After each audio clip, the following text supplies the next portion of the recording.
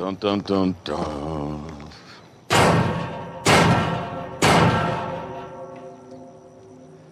Little pig, let me in. And I can't be the only one to notice that you got a fat lady in charge of keeping track of rations, can I? Where's Rick? Don't care. Where's Rick? Who are you? Oh, you better be joking. We're practically starving here. Starving. You. Hot diggity dog. This place is magnificent. By practically, you mean not really.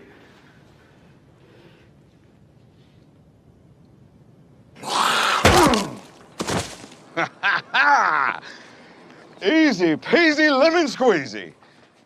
This is the kind of thing that just tickles my balls.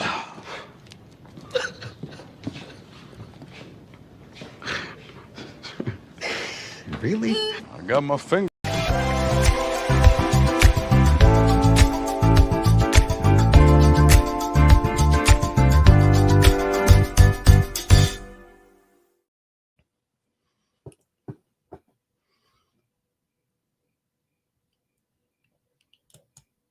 Hey, what's up, guys? Welcome. Open that with one of the more characters. You love them, you hate him, you love to hate him, that kind of thing. So that'll be one of our shows on here tonight. And yeah, we're here to talk about the best TV shows from 2010 to 2014. We had to break it down a little bit because there's so many gosh dang shows out, but it's a good problem to have, though. So we're gonna eventually determine the best TV shows of all time. We'll probably come up with a final 10 list when all is said and done. But for right now, it's 2010 to 2014. I'm your host, Jordan, the TV hero Anderson. And yeah, I'm looking forward to this. So when we say we bring in our crew for tonight, we'll start with Mr. Michael Wolfman Wyndham. How's it go? What's going on? Wow, you're starting me. I'm not used to being the start one. Yeah, this I was gonna bring in Malcolm, but he dropped out, and hopefully he comes back because he has our tier chart. Yeah, hopefully. But yeah, so I'm excited tonight. I was looking through the list, and this is like a doozy. This is like when we were getting banger after banger, what I believe was like the golden age of television. We were getting like banger after banger after banger after banger, and it was just constant. And banger after banger. So, yeah, exactly. It's just your head banging the whole time as you're watching these shows, because there's just like each one of these is so good. This is going to be hard just to narrow down 10 in the S tier tonight. Like it's going to be difficult. So, yeah, but I'm looking forward to it. It's going to be fun. I know, and I'm sad I have so many blind spots. I've seen about 60 something shows, so that's pretty good. But that still leaves a lot of blind spots. So. And if I would have had time, I watched 2 shows for this, and I wanted to watch the full season, so I did that, which left me no time for anything else. But that's fine. but we'll go ahead and we'll bring in Jordan Owen, JPO. What's up? What's up, everybody? Yeah, really good list to choose from here tonight. I can't wait to talk about some comedies that Dan's never seen because he hates comedy. Well, let's see what Dan has to say about that. We got Dan Skip Allen. Oh shit, he's here. No, I like comedy when it's done right, but the problem is half the time these days they make comedies dramas. These days, back in my day, they were better. Like The Bear. There's no comedy in The Bear. That's a damn drama. What the hell is going on here? That's why Hacks won the Emmy, because that's a comedy. That's it. Exactly. Yeah. That's why it was nominated for best comedy, I guess. I don't know. Comedy. But we also have Chris Diaz. What's up, Chris? Not much. Here to talk about my couple of favorite year in television. A lot of good stuff on this list. Yeah. And me bring up some British stuff that nobody ever watched. Let's see. We'll see what happens. And I'm just communicating with Malcolm because he has our tier ranker. If you're hearing any of this, you need to send me the tier chart. I'll run it if you need me to. But yeah, this should be a fun time. If you've seen any of the other episodes, we've done everything after 2014 already. We broke those years down, so now we're here from 2010 to 2014. And basically for anyone that might be new or that might be tuning in for the first time, we'll have a tier ranker chart once Malcolm comes back with it. But and it'll just go from S for superior, and then A, B, C, D, E, F.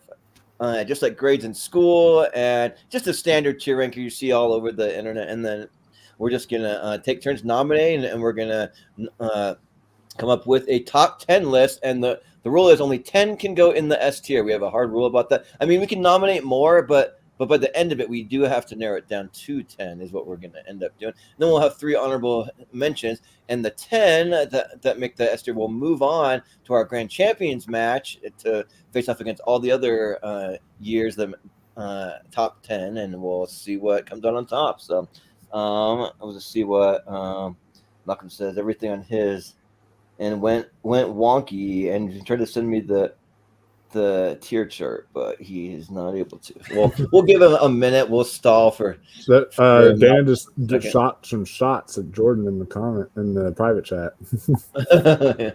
No, vice versa too. Yeah. Hey, Dan, Let's just nominate everybody else's F tier tonight, guys. Come on. Hey Dan, Rico TV, you're a TV guy. Have you seen all of Penguin or just the first episode? Oh yeah, Penguin just dropped, so I didn't get to watch it. WB wouldn't give me the screeners for it, but that first episode, oh man, Chef, amazing. For free.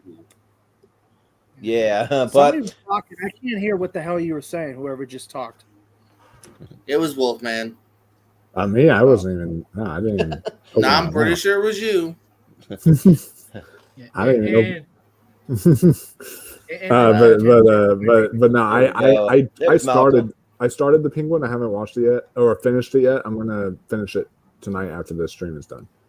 It's fantastic for that. Nice. Also, shout out to our people in the chat that's joining us. We got what up, Flet's Movies in the house, and then we also have Jonathan Frakes here. Hey, how's it Holy going? shit, Jonathan's brother Jonathan. I love it. I believe that's Jason Nike, and then the other one's Kyle Curtis Flat. I'm pretty sure that's what it is. So you're just making names up. Yeah. I'm sure it's Bobby McKinstrick and JoJo McCracken. Yeah. Oh no, Jonathan Frank's someone else, but Kyle Curtis Flat is. Yeah, but yeah. Well, I'm glad you made it back, Malcolm. We'll bring up our tier chart here, and yeah, so that's pretty much what the tier chart looks like. And then down below, you'll see all kinds of things, and we're just going to take turns ranking them. And Malcolm, since you dropped out and back in, we'll let you be at the bottom this time, and you can go first. So if you have something you want to kick us off with, Malcolm, and nominate something, go for it. So I kind of think I already know where this is going to go, but I'm going to go for a personal pick off the bat. Got to get those out. But it's a show that I kind of enjoyed, especially after seeing Boy Meets World for the first time. But it's going to be a Girl Meets World. I think it's a great sort of sequel series to the show. Like, well, yes, it's very Disney Channel-ified, but I think the show, it still keeps a lot of the vibe of what made Boy Meets World great. And yeah, I want to see where this goes. Yeah. Well, we'll go over to Chris. What do you say about Girl Meets World? So I haven't seen every episode of this show. I love this show personally too. I think it's better than a lot of rebooted show we got lately. Better than that 90s show. Better than Ravenholm. Better than Fuller House. And it's a low ass bar, Chris. It does keep what made the original good by keeping the same character, but expanding on the character themselves in new ways possible. Where I actually do like thing is that it got canceled at the first season. I'd love to see a full conclusion to this show, but I give it A tier.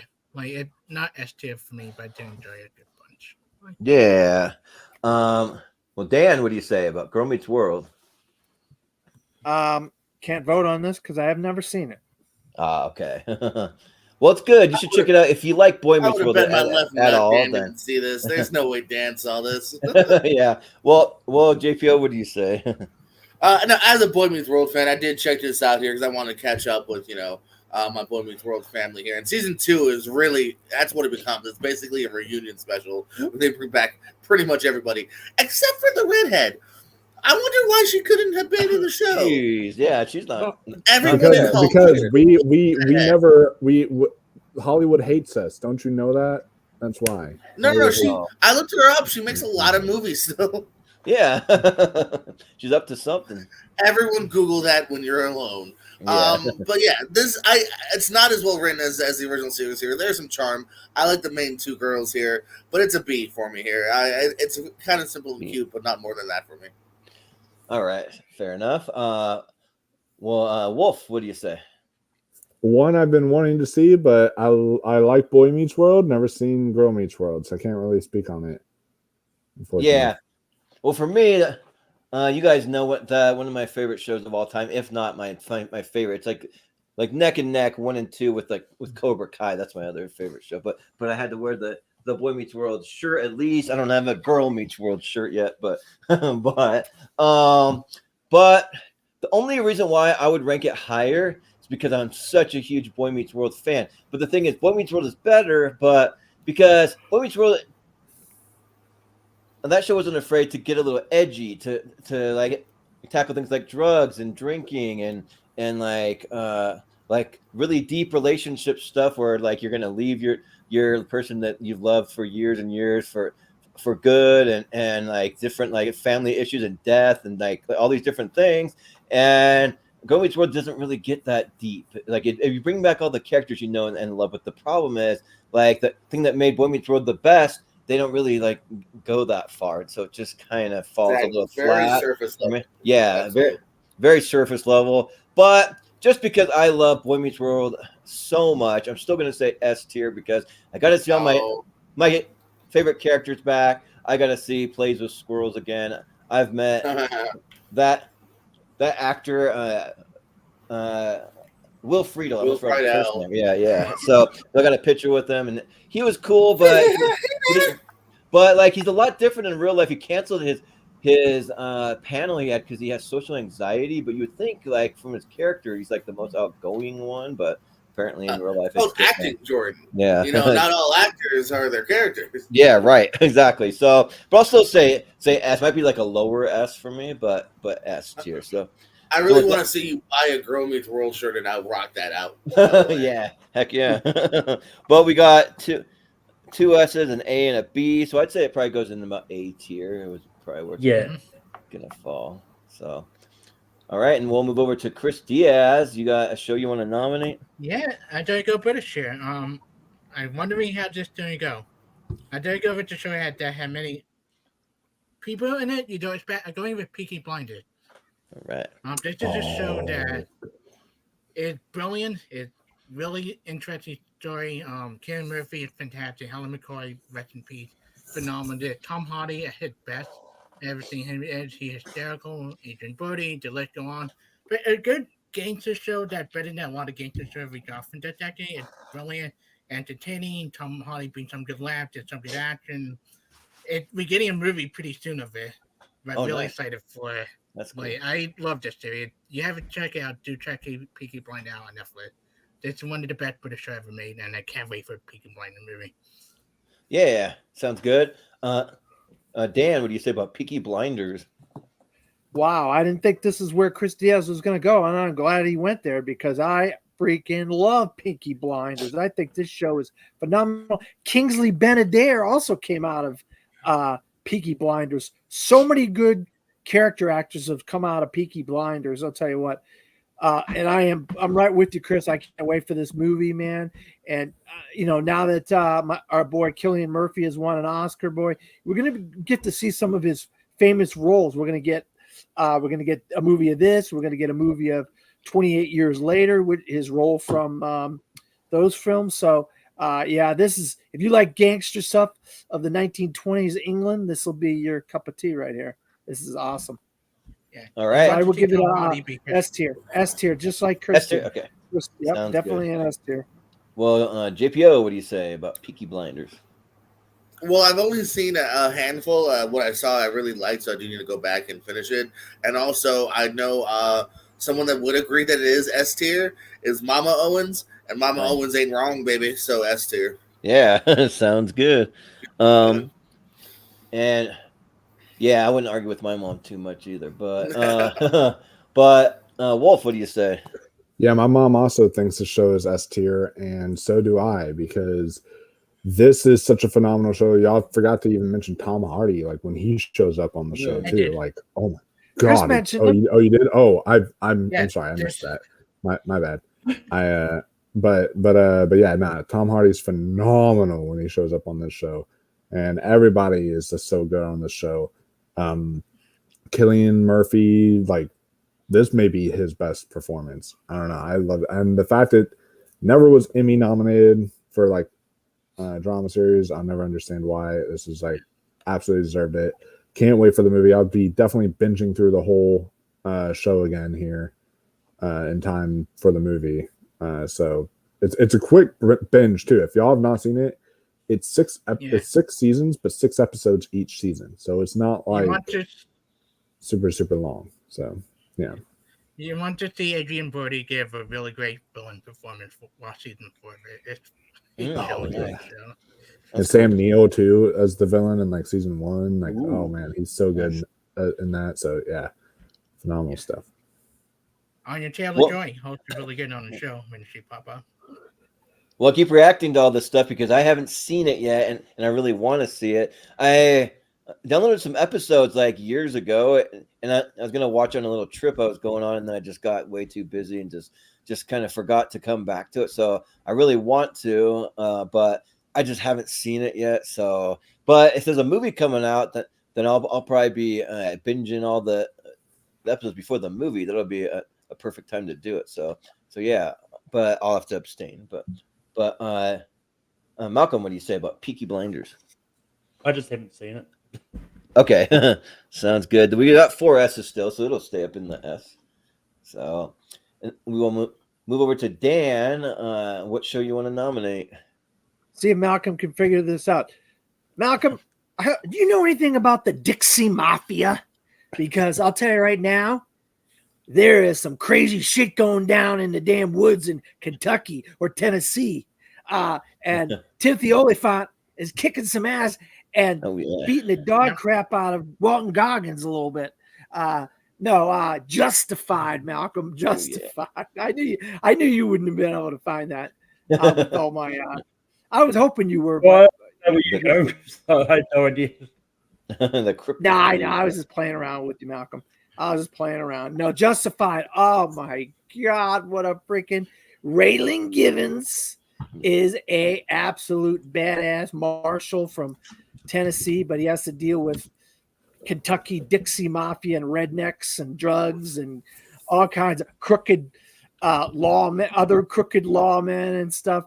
I'll tell you what, this makes you not want to go to Kentucky and Tennessee, boys and girls, because there's a lot of nothing but no good going on up in there.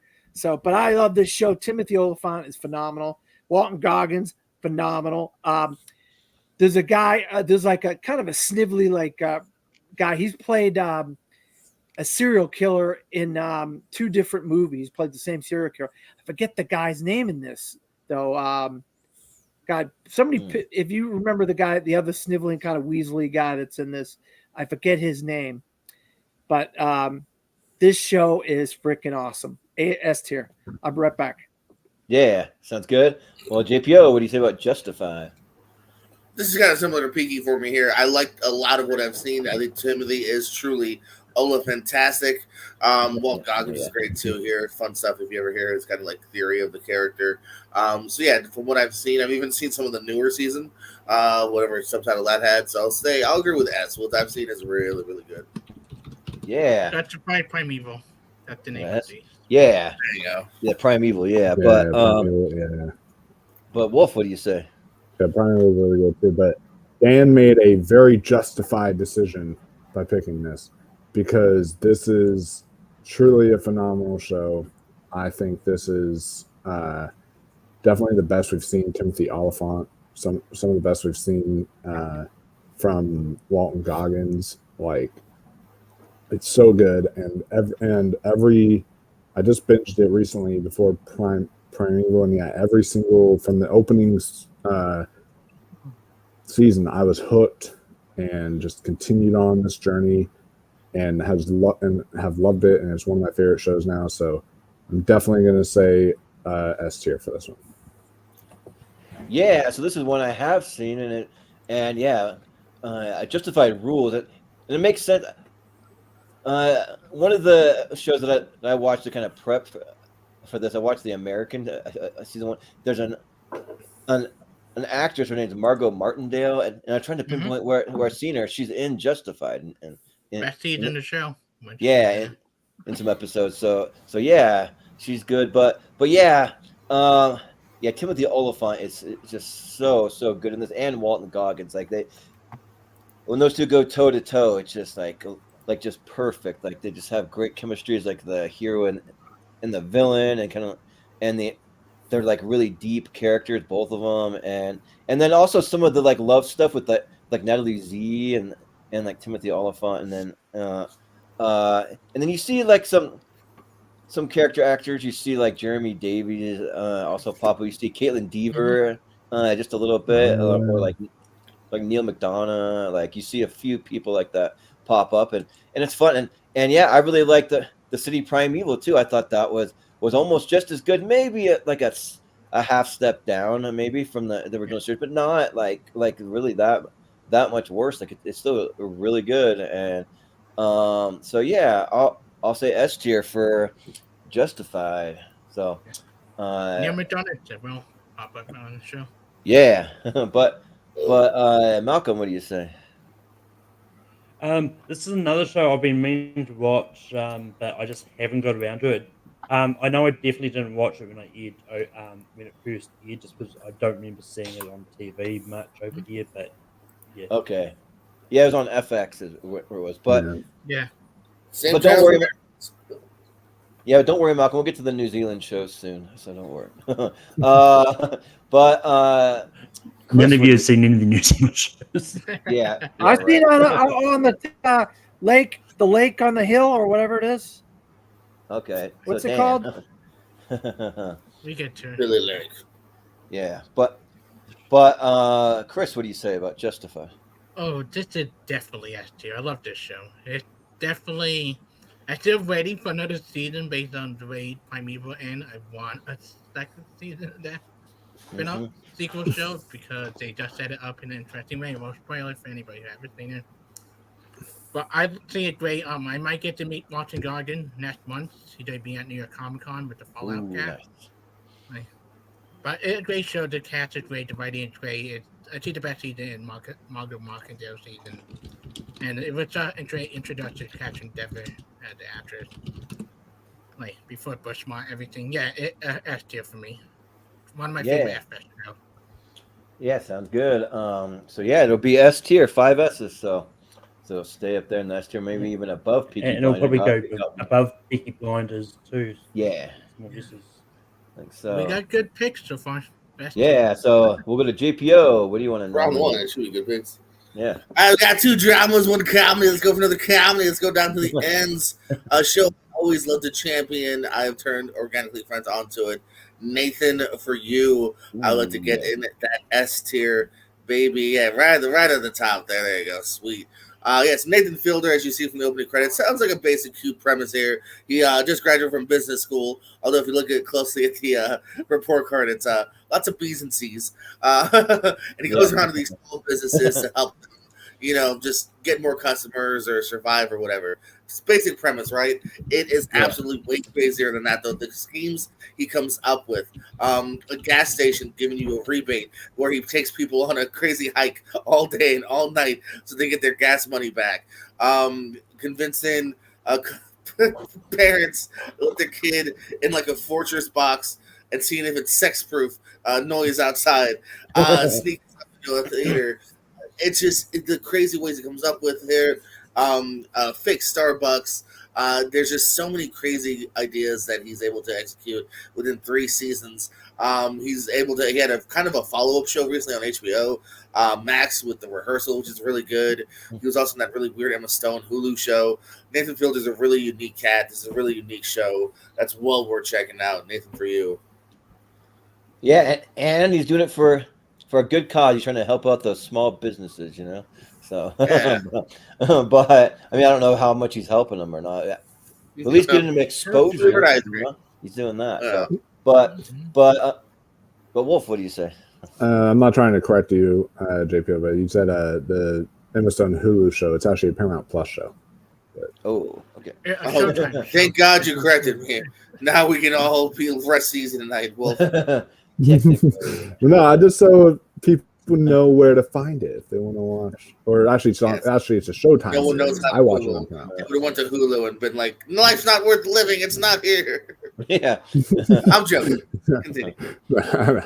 but I have not seen Nathan For You yet, but I am huge into Nathan Fielder now after seeing The Curse. I loved that show, so I definitely need to check out more Nathan Fielder stuff for sure, because it sounds like it's for me, not just because that's the title. Yeah. It's for you and you and you and you and you. Yeah. Yeah, so Nathan For You is awesome. Yeah, I watched this whole entire thing, and it's kind of the hard part about the show. That's very kind of dry humor, but like in the best way though. And like there's certain people that I've watched it with that like they just absolutely love it. They think it's great. Then I showed it to people like my mom, and like she's kind of like, what is this? Can we put something funnier Dude, on it or something? I'm gonna I think it's an age gap. I'm not joking. Like, yeah, get it. might be, yeah. So too has been like, fuck yeah, and that's marathoned it. yeah. Right. Yeah. But yeah, a couple of my other favorite episodes are like where he helps out a woman's clothing store and he puts the man zone in the back, and they're showing like sports and they're showing like porn in the back and like just crazy stuff back there. And he's so great, like you said, with the dry humor. He's so great when he's just kind of like trying to carry like a man conversation, you know? Yeah. Or like he'll just make little comments about people that kind of like just like knocks him down a peg, but he's not really being mean to him. He's just kind of saying the obvious or whatever it is, you know. But or like the one where they make the poo flavored frozen yogurt. That one's pretty good because it's like, who doesn't want to like at least go like see what this is all about? If you know your local yogurt shop has a poo flavored yogurt, you'd be like, what? But yeah, there's some really great stuff.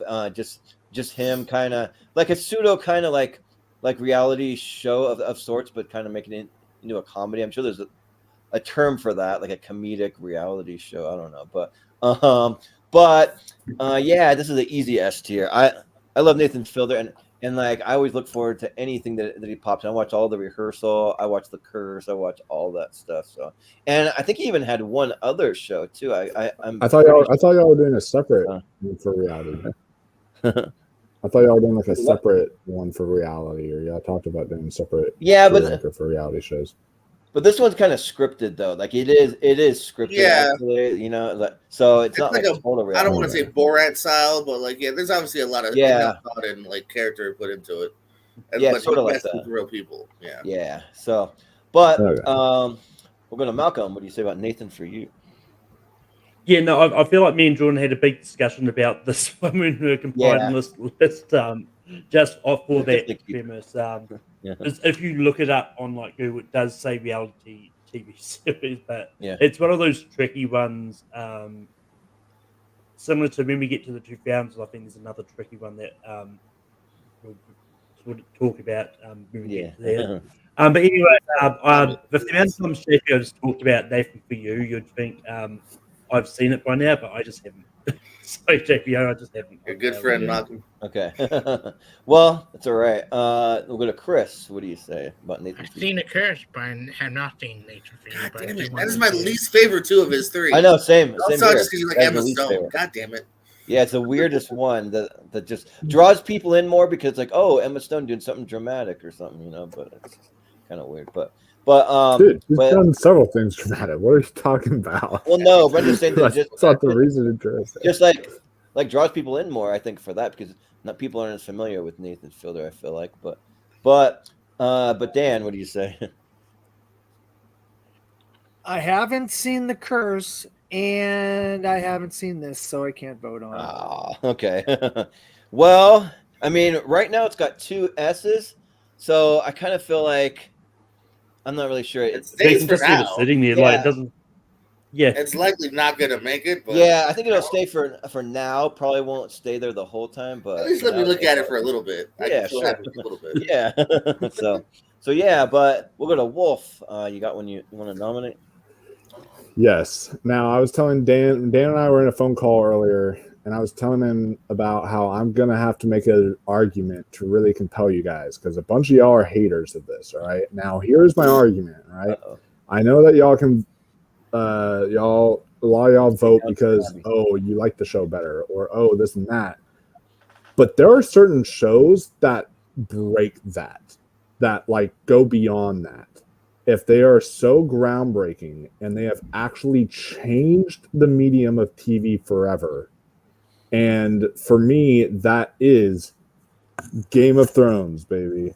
This thing has fully changed, and I mean changed television. Television was not this cinematic before the show. Like the way they did the dragons, the way they pulled off those visual effects, the way they pulled off everything, like it was never to this epic and grand of a scale. And ever since this show came out, now we've just been getting epic shows after epic shows after epic shows because of Game of Thrones, and Game of Thrones showing that it can be done. And I mean, yes, we had that weak final season. I agree. The final season definitely had its issues, and I had a lot of issues with it myself. But when you just look at the legacy and what it did, a lot of these shows that we are talking about would not have come if it was not for Game of Thrones. Like this is such an impactful TV series and such a cultural phenomenon and was in the zeitgeist for so long and just changed the medium as we know it. So so for me, Game of Thrones is absolutely S tier. Yeah, well, shoot, you're not gonna like me because the thing is, I watched the whole entire first season. I couldn't get into it. I just couldn't do it. But I'm like, but what do people like love about this so much? It's got to get better. And I'm watching and watching, and I'm just not seeing it get any better. I'm just bored and just not really like digging it. And then I was like, okay, well then I'll just find like one of the popular episodes. I watched the Battle of the Bastards. I'm like, cool for what it was, but still not my cup of tea kind of thing. And I was just like, and also for a TV show to spend that much money and like it still doesn't hook me. It hooks a lot of other people, but for me, it's just kind of lower. And for me, like you know me, like I go more personal on these things. I don't go like objectively that much, really. So it's a D for me. I'm not a Game of Thrones guy. I'm sorry, I'm not. Holy God, shit! bro. Not Holy do it. Sorry, sorry. But maybe the rest of y'all will bring it back up. Malcolm, what do you say? hot take on the night. Wow. Yeah. yeah. I don't care if its show chain is culturally significant. I vote based on how much I like the show. I also have only seen the first season. It did nothing to hook me. I'm not going to go as low. I'm not going to go as low as Jordan. Like from what I've seen in the show, I do think it's well written and well acted and all that. But it's a B for me. All right, got a B. Chris, what do you say? I am a huge fan of the show. I also am a huge fan of the book. Still waiting for that second to last book. So I'm watching it. I like this. I love the show a lot. I don't hate the final season like some people do. I think it had some upside to it. I think it had some good stuff. But besides the final season, you count all the season before it, it definitely is that tier. Like the first 5 seasons alone are some of the best fighting, some of the best action, some of the best dramatic moments. If I gave up, we now know Peter Dinklage more because of Game of Thrones. Not a lot of people knew who he was besides that guy from L or Chris Caspian. Like, yeah, it definitely has to. We would have got many people we know today about Game of Thrones. It's a brilliant show and a brilliant book series. Yeah, but Brian has a point. Mhm. I do love the theme song. That is a good theme song. So. Yes, that's another thing too. Is like the theme song itself is iconic. I I forgot love the the parody. so good. One more. Yep, it's true. But Dan, what do you say about Game of Thrones? I think Game of Thrones, the first 5 seasons, are some of the greatest television I've ever seen in my entire life. This is one of the greatest television shows of all time, despite that last season. If they just would have waited to put it out when Douchebag was finished writing the book or whatever, I don't even think he's even finished that book yet, where he could have He had finished 2 that more season. books to write. Yeah. You know, so I mean, it's the George R.R. Martin's fault we got the 7th season because these guys, they had nothing to go off of. But the first 5 seasons are some of the greatest television of all time, and them talking and moving around and going from place to place and meeting people, that's what makes the show great. If you could see, and you could see House of Dragons doesn't do that, and it's not as good as a Game of Thrones. It just has about a handful of characters that you don't give 2 craps about really in House of Dragon. But in Game of Thrones, you care about these people's journey. You care where they're going, who they interact with, and why they're interacting, and who's stabbing who in the back, and all this stuff. Phenomenal television. S tier all day, every day of the week, and 3 times on Sunday. Yeah. Well, JPO, what do you say? Yeah, everyone's made a lot of good points here. Well, I don't know if everyone's made a lot of good points. The ones that like the show have made good points. Because it's a really good show here. Yeah, unfortunately, they don't stick the landing, which does knock it down a peg for me. I can't help but knock it down a peg because you gotta stick the landing, and they don't. But not much of a peg because the highs are so high that can't do it too much. So it's an A for me still. Yeah, sounds good. So it'll still stay up there, at least above Nathan for you, because it's 3 S's, A, B, And apparently George R. R. Martin was in an interview one time, and they asked him like why he hasn't finished the books, and this was around when like season 7 was coming out, and he literally said, I'll just let the writers finish it for me, like the writers of the show. He was like, I'm just gonna let them finish it for me. Like he's Wow. like at this point he just doesn't really want to do any of the other books. He's like, I'm just gonna let them finish it for me, and look how that turned out. So yeah, right. He's trying to write an angry letter about House of Dragon on his blog. Like, yeah, this guy. Yeah, well, yeah.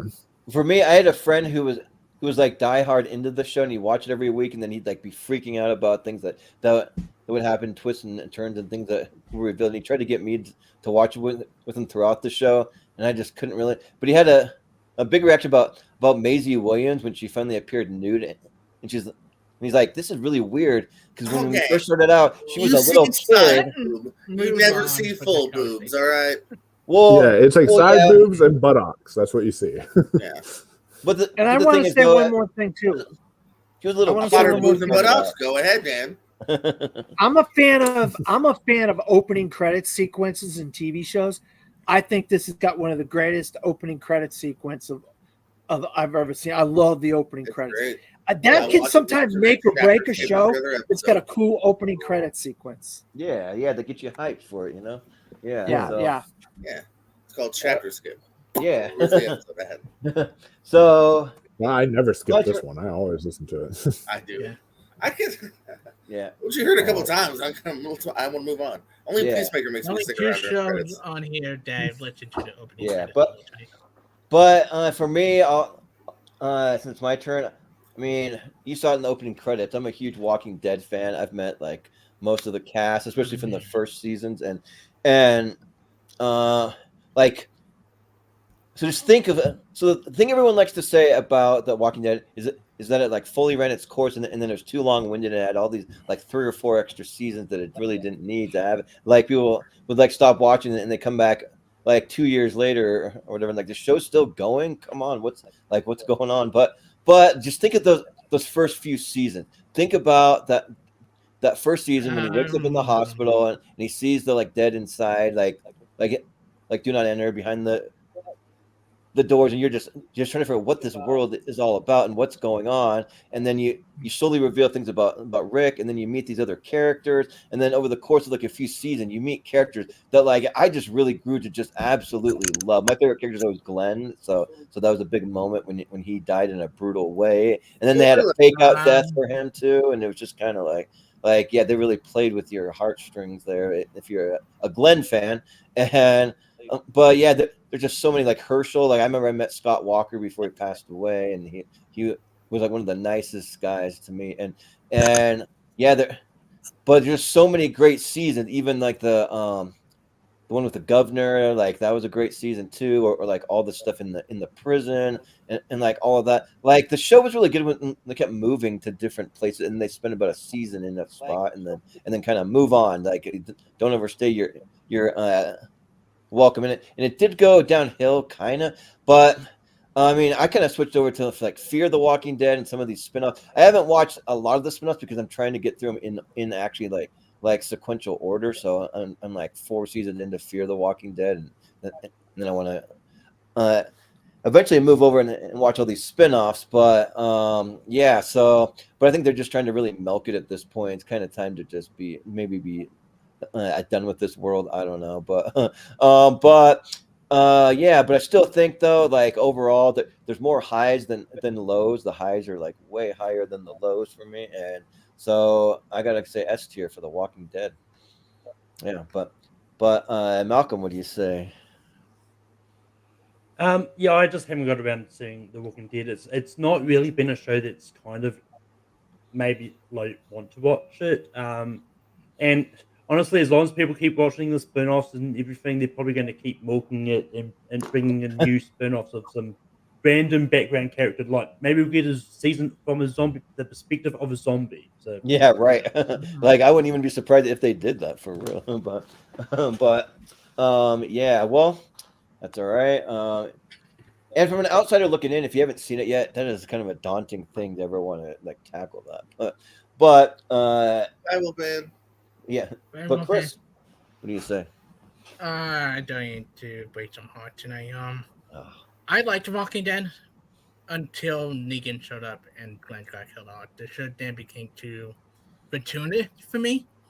yeah. They just went for shock value for the sake of shock value rather than drama. But even then, it had every season. We spent too much time in prison. We spent way too much time on the farm in certain seasons. Like that became a little bit boring at point. I think yeah, we had Herschel, we had Glenn, we had great character, but we then had annoying character like Carl. Let's get annoyed sometimes. Yeah. Yeah. That's funny. It's just like you don't focus on the best character of the show, and I think it hurt it. I think when Glenn got killed for me, I just gave up because Glenn was the character that we're rooting for him and Maggie, and I still had to forget Jeffrey did Morgan for what he did. Yeah. I would go back and finish the show eventually. I just still had yet to recover for that moment in the show. Yeah, but I just wanted to, A B tier for me at best, just because of the low point, like the prison, the farm. You said break hearts. I thought you were going to go way lower than that. so you go in B. A or B? Okay, B.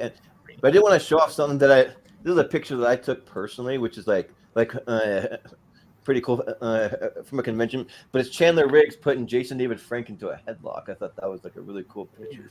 So they just like we're like posing for that. And I saw someone else doing it, but like let me get on that. Can I get a shot of that? so yeah, but Dan, what do you say about The Walking Dead? Yeah, I'll tell you right now that I think one of the greatest moments in TV history is Rick waking up from that hospital, getting some clothes or whatever he was doing out of that hospital bed, finding a horse, getting on that horse, riding down that highway, and then eventually running into Glenn, and Glenn goes, hey you on the horse, and he's hiding in the tank. That had me hooked from that moment on. But I'm like Christo, I stopped watching after when Negan. The thing is, I didn't want to stop watching when Negan came, but the way they used Negan to get rid of those two characters in what was it, season 7? Yeah. the cliffhanger from season 7 to season 8 or whatever. That was just incredible. What the hell is going on? He's hot as hell. Wolf. Yeah, someone's Wolf, mic's what going. I think it's Wolf, so I muted it. All right. Yeah. So Sorry. I freaking love The Walking Dead. That being said, I haven't watched any of the spinoffs either because I don't have cable anymore. So I have to go back and see if I could maybe watch I like the Michonne and I like Daryl. I really want to watch those two shows because they're spinoffs. I don't have to see Negan, you know what I mean, in those shows, hopefully. But I love this show. I think this is probably one of the greatest comic book adaptations of all time. I'm being serious. I really strongly believe this is one of the greatest comic book adaptations of all time. S tier all the way. Yeah. Well, I've read almost all the comic books because there's a certain point where I collected physical comics, but then I switched over to digital because it's just way easier. But so I do that. But JPO, what do you say about The Walking Dead? Yeah, we're back kind of into Game of Thrones territory here in the sense of man, the highs are high. I loved this show for a long time. I stayed to the very end. I've seen every episode here. I'm bouncing it off of the spin-off a little bit here, but as far as the main series, I've seen everything here. The setup's great here. I actually don't even mind them at the farm, them at the prisons, because I fell in love with those characters here. And I was even still with it after Negan premiered. It sucked to lose Glenn, but it was still at least very intriguing and showed you that no one's safe. I didn't mind that. And then it just kind of kept going. They kept flip-flopping between, we can't kill anyone because, we got to keep our soul and be nice. We got to kill everybody because we got to look out for just ourselves. No, let's go back to the other thing. No, let's go back to the other thing now. It just felt like they were just spinning their wheels to keep things going here. Characters that you started to like would get killed off too early. Then it felt okay, no one's safe, but now in an unfun way. I just got to know that guy. He's gone already. I got to know her. She's gone already. Even the girl you see Negan fucking with at the beginning of the show. They just started to develop her and they killed her off. And I don't love how they ended with Negan either here. I mean, obviously, spoilers, but he's got his own spinoff show, so he lives. They kind of retconned him because I think fans like Jeffrey Dean Morgan. But you go back to the Negan's debut, he's a piece of shit that deserves to die. Yeah. And continues to be a piece of shit for the next season. And now all of a sudden you're kind of rooting for him. And he had a dead wife, so now I feel bad for him. I don't know, man. The highs are highs. I stayed with it. I still enjoyed a lot of moments here. There are some lows. I'm going to even lower the Game of Thrones for me personally. I'm going to B. B. All right.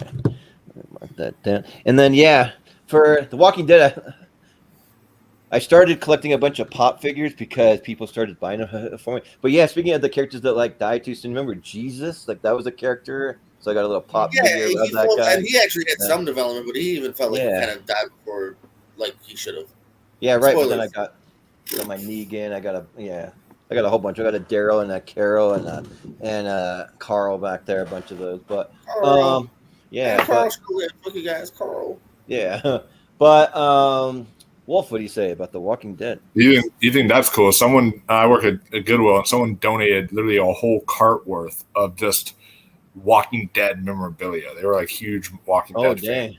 Posters they donated. They had statues. They had Funko Pops. They had pieces of Norman Reedus' hair. All this, it was crazy. Used underwear from what's his name? Andrew Lincoln. Yeah. Yeah. So first off, I want to apologize. I don't know what happened. All y'all were getting glitchy. I thought it was Jordan's thing because it says Mike was acting rough. Then I heard Malcolm, and it was just all and it was speaking that. And I was just oh, okay. So everyone's audio is doing this, and then it just decided to kick me from the stream. It's being very glitchy, and then I just tried to use my headset, and it's I couldn't even hear you guys at all. So I don't know what's going on. So I'm just going headsetless for the rest of the night. That's just gonna have to be how it is. But we were hearing something really loud on your end for a second, but it's gone now. That was a headset for us. Was bad. Okay, yeah. That was a headset, and I'm trying to. Now I'm going without the headset right now. But as far as The Walking Dead goes, first 2 seasons, phenomenal. Like some of the best TV out there, the first 2 seasons. Then the 3rd season comes out, and they start doing like, I get it's a zombie apocalypse show. You have to suspend disbelief in general. But they start doing things in the 3rd season where you have to really suspend disbelief. And you're like, okay, this is like starting to get a little goofy. And then they start doing some other things just as it goes further. And honestly, so it's weird. I kept up with the show through its whole runtime. Like I would read things, I'd watch things about it, I'd do all this stuff. But I kind of stopped watching the show after the governor died, like that season and everything, because I was just like, oh, well, they killed the villain. To me, he was a big bad. All right, we're done. Like that was kind of how I felt. Like I didn't feel like continuing on with it after that. And so now knowing that it's technically 13 seasons because they split 11 seasons into 3 parts. They split the 11 seasons into 3 parts. So technically knowing that, I don't know if I'm going to pick back up on any time because soon. Because when it comes to comedy TV shows, I can binge long comedy TV shows. I can't binge long drama shows. Like this is really, it's really hard for me to do. So too long. I do enjoy sort of what I saw, but not really enough for me to give it an S. I'm going to say like a B for me. A B. All right. Well, maybe that's where it's going to end up because it's got 2 S's, 3 B's. I mean, you could probably put it in the A, I'd say maybe, but it might be at the bottom of A, maybe. So blame it on Negan. Yeah. Yeah. I mean, yeah. If you wanted to put it at the end of A. Yeah. I mean. Yeah, that's fair. Yeah. But yeah, we'll go back around to maybe swap these two around because I think Walking Dead had more votes than Girl Meets World. Yeah, it did have more votes. You're right, but we're back to Malcolm. You got another one you want to nominate? Yeah. So I don't know who I'm going to go for this yet. The tier chart tabs. That area. Oh, okay. Looks like to freeze up, yeah. But talking about shows that have spin-offs, I'm going to try for this one, see how it goes. And I'm going to go for The Flash. Right. And this is one of those shows that I know a lot of people kind of fell off, like in the middle of this series, but I stuck with it. I still really enjoyed it, and I think the way they finished it off, I think was great. And like it's just one of those ones like when it started, like by starting it in Arrow, I think it was a really good soft pilot, and I think the show itself is even the memorable divisions like Savitar, Zoom, Reverse Flash, I think were all done well, and I think it also has a lot of heart to it as well. And so yeah, gonna see how this goes, but I'm gonna try for The Flash. All right, The Flash. Well, Chris, what do you say about The Flash? So The Flash falls into the same category for me as another British show, Arrow. I love the first 2 seasons of Flash, same thing with Arrow. I love the first 2 seasons of Arrow so much. But man, it fall off so hard after season 3 after season 2 of Flash. Like a lot of random villain that I'm out related to Flash, get annoying, the convoluted stuff. It lose actually a lot of heart on Flash. I think some seasons are better than others, but it's still the high with the first 2 seasons, then the lower really low. I tried to go back to it a couple of times, then it doesn't all. A B tier at best for me. The first 2 seasons brought it to a B. All right. Well, Dan, what do you say about The Flash? Yeah, when I heard they were making a Flash show, I was like, "Oh my god, this is going to be amazing!" And I started watching. I kept on watching. I said, "Why the hell are you watching this every season? It's the same regurgitation of the last season. The villain was some kind of redundancy.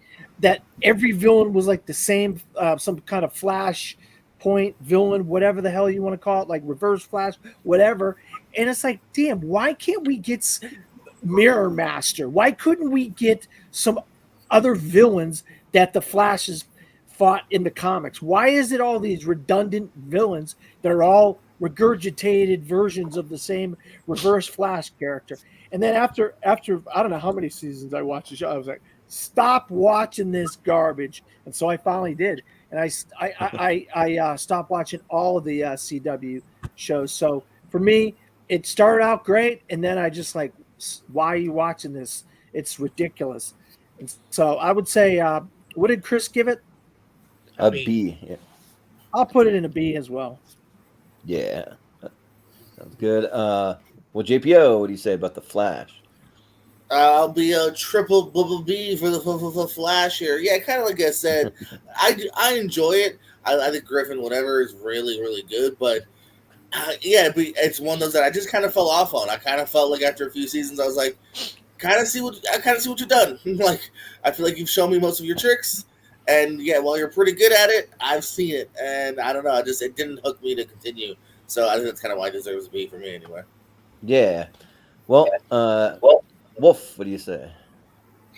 Yeah. So again, I was with the Flash the first season. I loved that first season when you get introduced to the show and everything. I thought that was really fantastic. Season 2 was like, okay, we're starting to get a little repetitive here, but I'm still enjoying it. And then it just fell off fast, and I ended up not even able to finish the show. I gave up. I tapped out after season 4 or 5. I think it was after season 5. I tapped out. I was like, I'm sorry, I can't do this anymore. This is just the same shit over and over. It's ridiculous. Arrow at least was, even though that fell off too, I don't know, at least it was more compelling for longer than the Flash was. Yeah. And just this whole CW DC universe thing, other than Superman and Lois, which is really good. But other than that, every other one of these shows are just not good. Supergirl was kind of terrible. The other shows that they've done, Legends of Tomorrow, don't even get me started on that. It's just, yeah. And then Black Lightning, that was okay. I liked Black Lightning, and that was pretty solid. But the Flash, man, it fell in a flash. That's why they called it the Flash, because just in a flash, it just started not being good. So I'm tempted to give it a D. Ooh. But I think I'll go C. I think I'll go C just because at least that first season or 2 seasons was pretty solid, and I enjoyed those. But yeah. Yeah. So for me, I haven't really seen much of it, so I can't really comment too much, because I've seen some of the popular episodes, the big crossovers, and they're pulling people out of movies and they're pulling people out of all these different places, and I thought that was cool that they were doing that, but I just haven't seen enough of it, because I learned my lesson from watching 6 seasons of Arrow, and in the same way as Dan, where I'm like, why am I still watching this? I just keep going back. I'm somehow compelled to keep watching this, but why? Wasting all this time. There's better things I can do with my life than sit here and watch this. And I just watched it because I had a little short-lived job working at as an apartment manager, kind of just in the office, just collecting their rent checks and just, I don't know, filling out maintenance requests and all that stuff. And I worked next to this really cute girl, and she was watching Arrow, so I'm like, oh, let's watch Arrow with you, and we were watching the Arrow, but I just got kind of bored with even that. So, but I watched a lot of it, way more than I should have. And I'm like, I'm not going to do it with the Flash, even though people would say Grant Gustin, he is the Flash, he's the best Flash.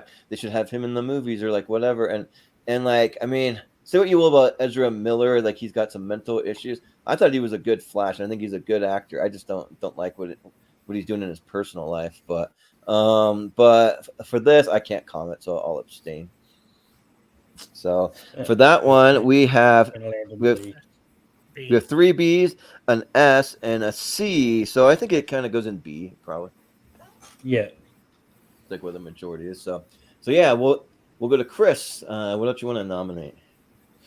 Between 2, but don't go with the one I kind of changed my name into. I did go with Spartacus. This is a show that not a lot of people seen because not a lot of people have stars. But this was a great show from back in the day. I think first season was a lot violent, but I think what it does a great job with taking the story of politics for the movie and expanding on it. I think you get great performance from Manu Bennett. You get a phenomenal performance from Andy Whitfield in the first season, rest his soul.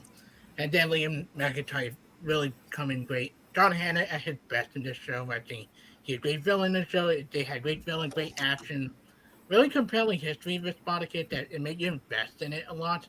I think every season, even the prequel show is fantastic. Like, you haven't seen it yet, definitely worth watching it. One of the more underseen shows I think not a lot of people see. And a lot of the average people in this. Like, you see people that you see in the average pop up in this before they became known. Katrina Law. Like, Lucy Lawless is phenomenal in this show. Like, this is a show I definitely recommend to people to watch. Like, get past the first 2 episodes, get really good from there. And on a strong point, interested to see what they go with this sequel show they announced with Asher. I think they'd be interesting. Yeah. Much better woman show than that freaking Anthony Hopkins show in the Peacock. I am sorry. Yeah. Cool. Dan, what do you say about Spartacus? Those About to Die is a phenomenal show, Chris. You zip it. You zip it. Spartacus is fantastic, though. Love Spartacus. Something's wrong with my eye. I don't know what's going on. Oh, it's all right. Yeah, I mean, so short-lived, though. 2 seasons, the guy dies and stuff. It's terrible. But what they did was fantastic. Not a lot of great star shows out there. I mean, this is one of the earlier ones that they put out there that was really good. And who knows how many seasons we could have gotten of this if the main guy didn't die. You know what I mean? No, we got more seasons. But Liam yeah, McIntyre took over. Well, the some other spinoff, guy yeah. took over. Oh, Yeah. okay. Yeah. We got. Yeah, I 4 seasons. love sword and sandals shows and stuff like that. So to see, I like Rome on HBO is great. But yeah, this is a good show. This is a good show. It's not like the greatest thing since sliced bread or nothing, but I'll give it an A. Yeah. Well, JPO, if you're there, you got any thoughts on Spartacus? I don't know if he's there. He might have put something in the private chat that I didn't see. Oh yeah, he says he haven't seen it. Okay, that's fair. But Wolf, what do you say? Yeah. So I got. I need to finish the show, but I watched the first season. Pretty much on his channel said that like this is in his top 3 greatest shows of like all time. It's like Battlestar Galactica, something else I forget, and then Spartacus on the list. But John Campea? John Campea? Just like John Campea. He had 3 shows that he keeps listing off. I forget the second one, but he said Battlestar Galactica and Spartacus were on his top 3 favorite shows of all time. And the Spartacus show, when I first watched it, I think I had the same kind of issue he had. He said the first like 3 or couple episodes or whatever are like really bad, but then the moment that you like continue with it, it gets so good. And I kind of had that same issue. I was just not into it when I first started it. But then once the season 1 ended, I was like, okay, this is like really, really solid. So I got to finish the rest of the show at some point. But yeah, I'm kind of with everyone. I don't think it's like a S tier right now, but I also haven't seen enough of it. So I'd say like an A. Yeah. So yeah, I have seen Spartacus, and I remember one of my friend from high school, he showed it to me. He showed me the trailers and like some scenes from it. And he's like, look how violent this is. Look at the story. Look how many boobs you see. Like all the nudity, it's everywhere. And I'm like, I'm like, well, that's bro. cool. Look, can I just say, I hate to interrupt.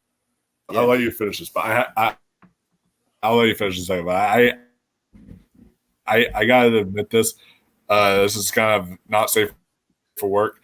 Not gonna lie, I would go to Pornhub sometimes and just look up the Spartacus scene. Yeah, I mean, I'm sure that And they would pop up on there. have done it. Yeah, they're on there. I'd be Yeah. like, hey.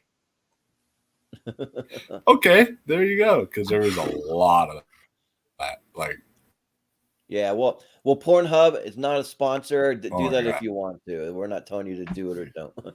But yeah. So my friend showed me that, and I'm like, cool. This looks really cool, and I watched it, and I was kind of like a similar way where like, oh, and we lost Wolf again. But I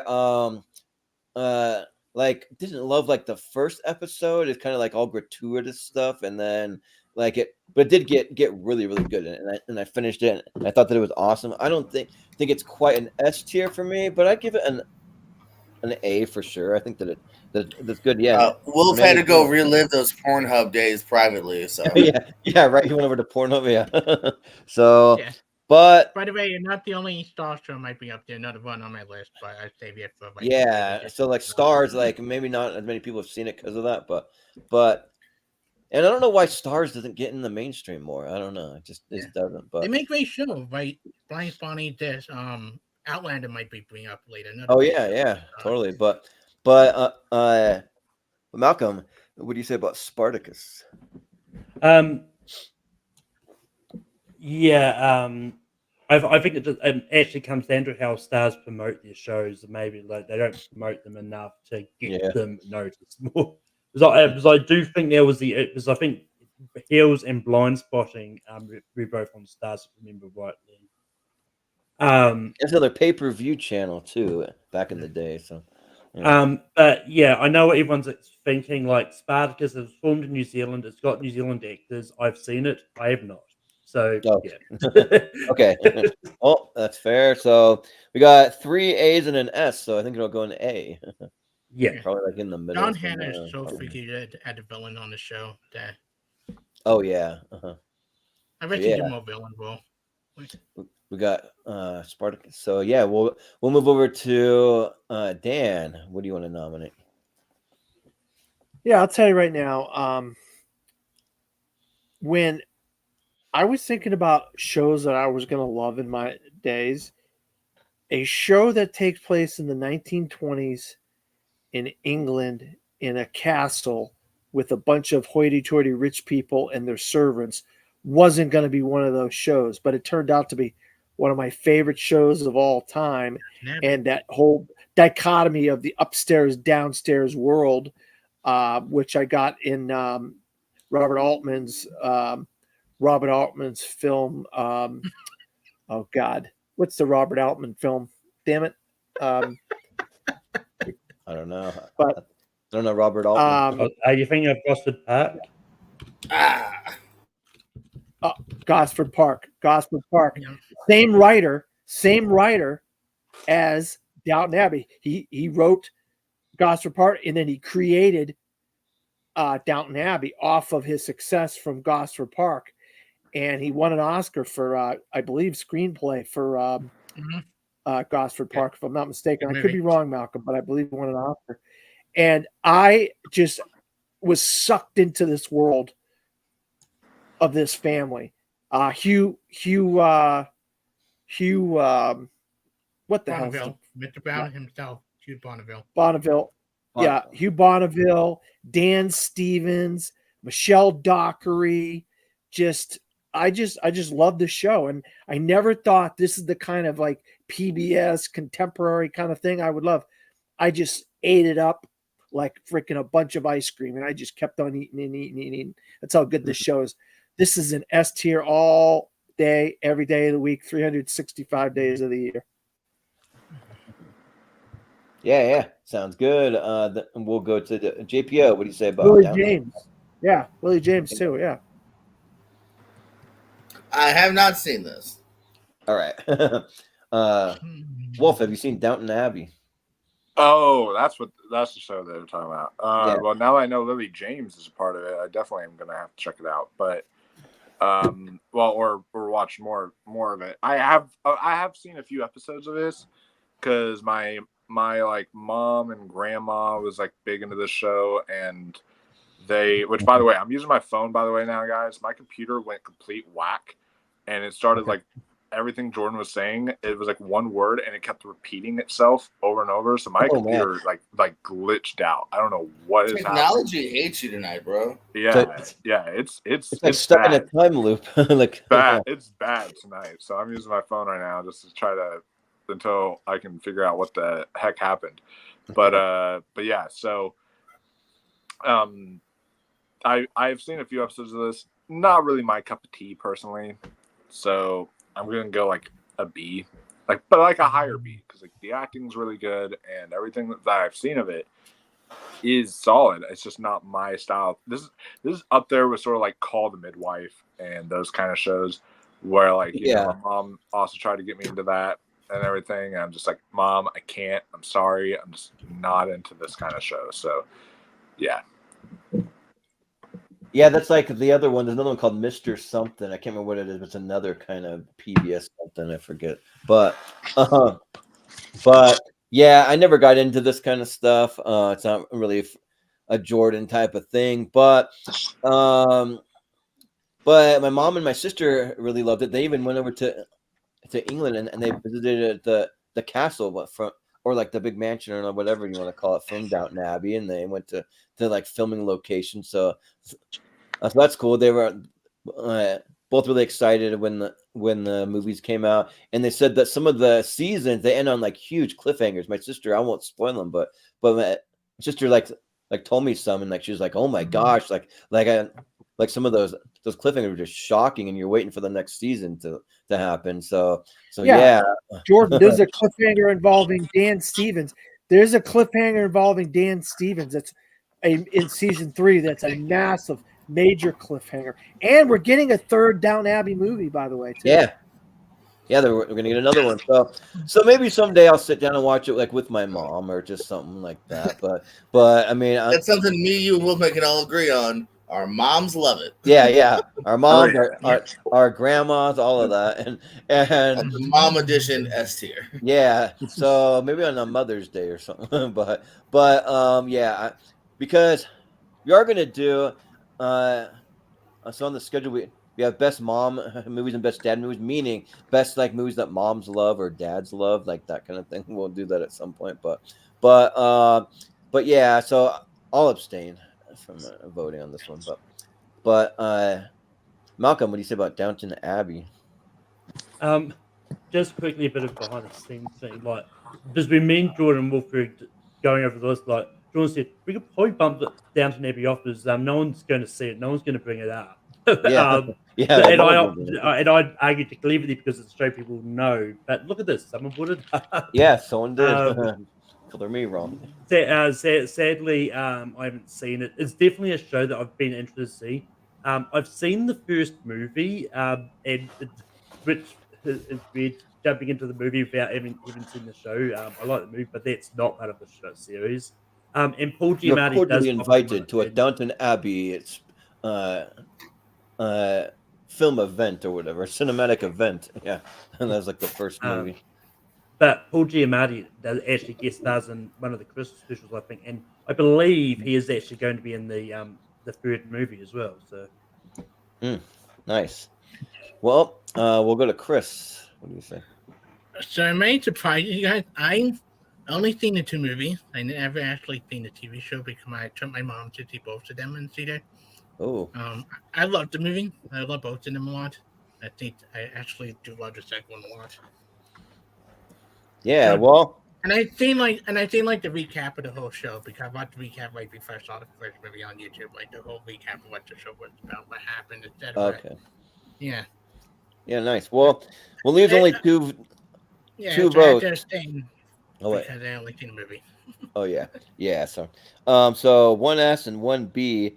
I'd still put it in like A, probably. Yeah. Just behind Spartacus. Spartacus Yeah. had more votes, but Right. Tell you though, yeah. can I just say one thing real quick? This is one of those shows you think it's not your type of thing, but once you start watching it, you see all the drama, the incest, the abortions, the war propaganda, all the crazy stuff you think that would be in a normal TV show is all going on in Victorian kind of this like 1920s England, and it's just like, wow, this is interesting. Well, it sounds interesting enough, maybe someday, but Yeah. but JPO, you're up next. So what do you want to nominate? Yeah, keep going.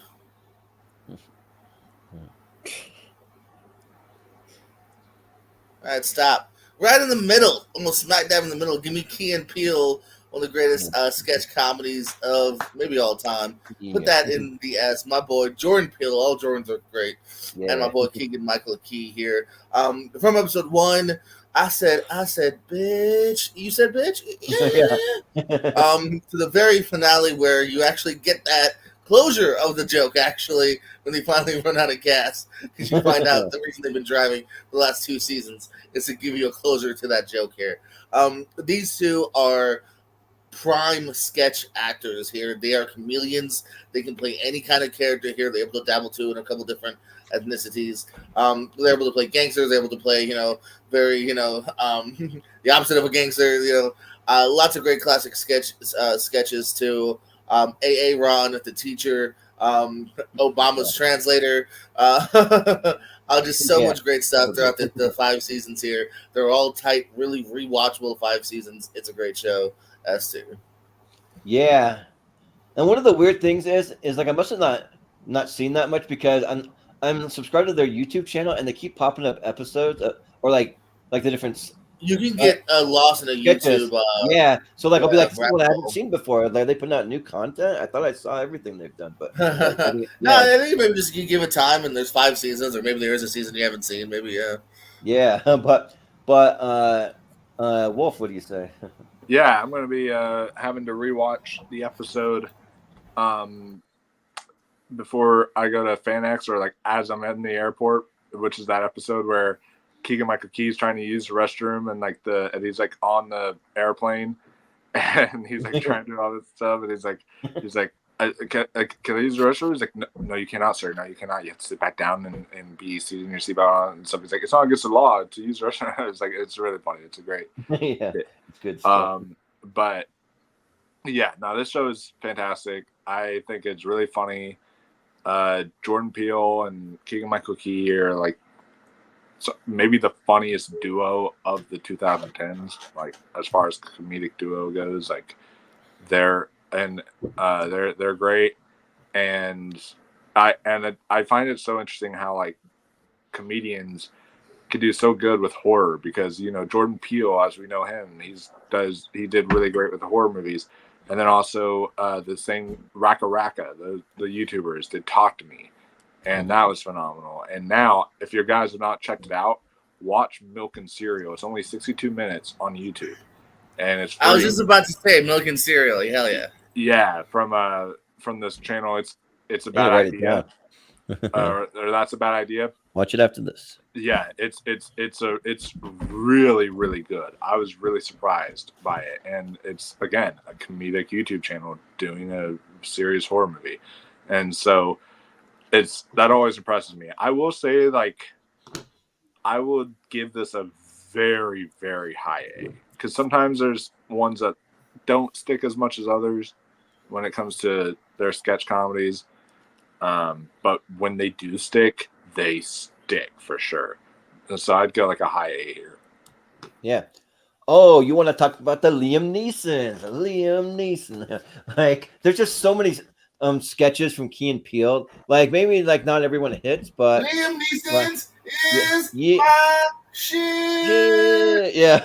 When they're like the doorman or whatever, and like there's just so many like sketches that are just all timers that I rewatch over and over. Like whenever I stay in a hotel, I gotta watch the continental breakfast thing where like Jordan Peele's like checking in. He's like, "Ooh, continental, did you say? Ooh, we got peaches from Belgium. We got the little O-rings from the European, like just all these little things." And he's like freaking out. He's like, "I can't believe it! I can't believe it! It's so continental." And then there's one where he's like the like soccer player, how they like to flop, and then he flops so hard that he dies, and he goes back to heaven, and they're about to let him in the gates, and he's like, "1 second, I'll be right back." And he turns around in slow-mo, and like, and then you see him on the field, and like, oh my gosh, you're getting up, and like no one's paying attention because they're like carrying him off on a stretcher, and he gets up and like runs and scores on the open goal.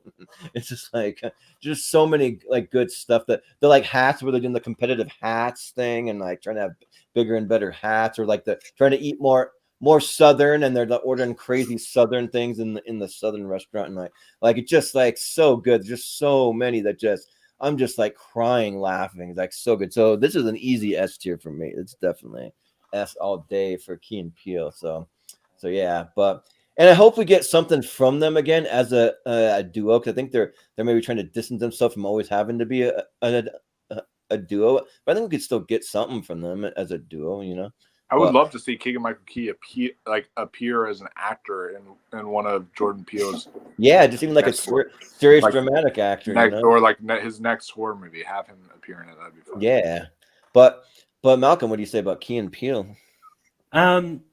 Yeah, I think part of the reason I haven't really seen them together much these days, I think they're both busy doing their separate things now. So I believe Jordan Peele's got a movie he's producing coming out next year. And he's working on another one on his own. But yeah, I've seen bits and pieces here. I've seen that A1 sketch many times. Yeah, it's good. I just haven't sat down actually watching a full season of this. It's definitely up my alley, but I just can't vote on it. So. Oh sure, yeah, that's fine. But yeah, Brian has a good point that could be an Matt TV could be a contender for next the 2000, and then also this is another Gremlin, the Gremlins 2, talking about how the director just wanted to throw all kinds of crazy shit into this random movie. Yeah, it's really fun. But and they were in Toy Story 4 together, so they did that. But Chris, what do you say? So this is the thing where I've seen so many other. You're muted, Chris. Oh, thank God! This is one of the glitch. You're unmuted. And then so this is one of the things I've seen episode on TV, because my workplace we show stuff on TV sometimes. I think episodes. I see stuff on YouTube. I love this. Definitely has tier for me. Ryan stole my freaking thing. I love the Gremlin 2 Chris meeting sketch that they do. I think that one of the funniest shit ever. And the airport one is really funny as well. S for me. Yeah. Well, Dan, what do you say about Key and Peele? Well, I will say this. I saw the football announcing thing where all the players from the both teams were being announced. On the thing, good. And then the names progressively gotten more ridiculous and more ridiculous and more ridiculous towards the end of the team, and they were like dressed differently, and each one of everyone they played was a different player on the football team and stuff. That's the only time I've seen anything of anything on this show whatsoever. So I don't know. I've never seen a single episode of this. Other than that, have a laugh and watch a comedy. You not watched the substitute teacher one? That is like other than the football one where they're the two teams. Smile every once in a while. Go throw and I laughed so hard at that because I never seen an episode, so I can't vote. Well, we still have 3 S's and 1 A, so it'll be in the S still. It'll be above at least Nathan. So what did Game of Thrones get again? Game of 3 S's and an A. 3 S's and an A, but also got a B and a D. So I think it still stays above. I'll be going to actually be above that. Yeah, it's kind of like up for the debate, kind of. But how many abstains did Jordan? Key and Peele have? How many abstains did those should count? Abstains. 2. They had 2 abstains. So. Whereas Game of Thrones didn't have any. So that's it. So yeah, you but can't put something with more abstains ahead of something that does have abstains. Yeah, that's kind of like how we've been doing it for the TV stuff, I think. Yeah, but what a Wolf. You want to nominate something? Yep. I'm going to nominate a show. Anyone who knows me knows I am a huge like Coen Brothers fan, and one of the best shows out there has to be the kind of maybe even better than the movie. It's debatable. Like I freaking love the movie so much. It's debatable, but it's had its weak seasons, but it's had strong seasons.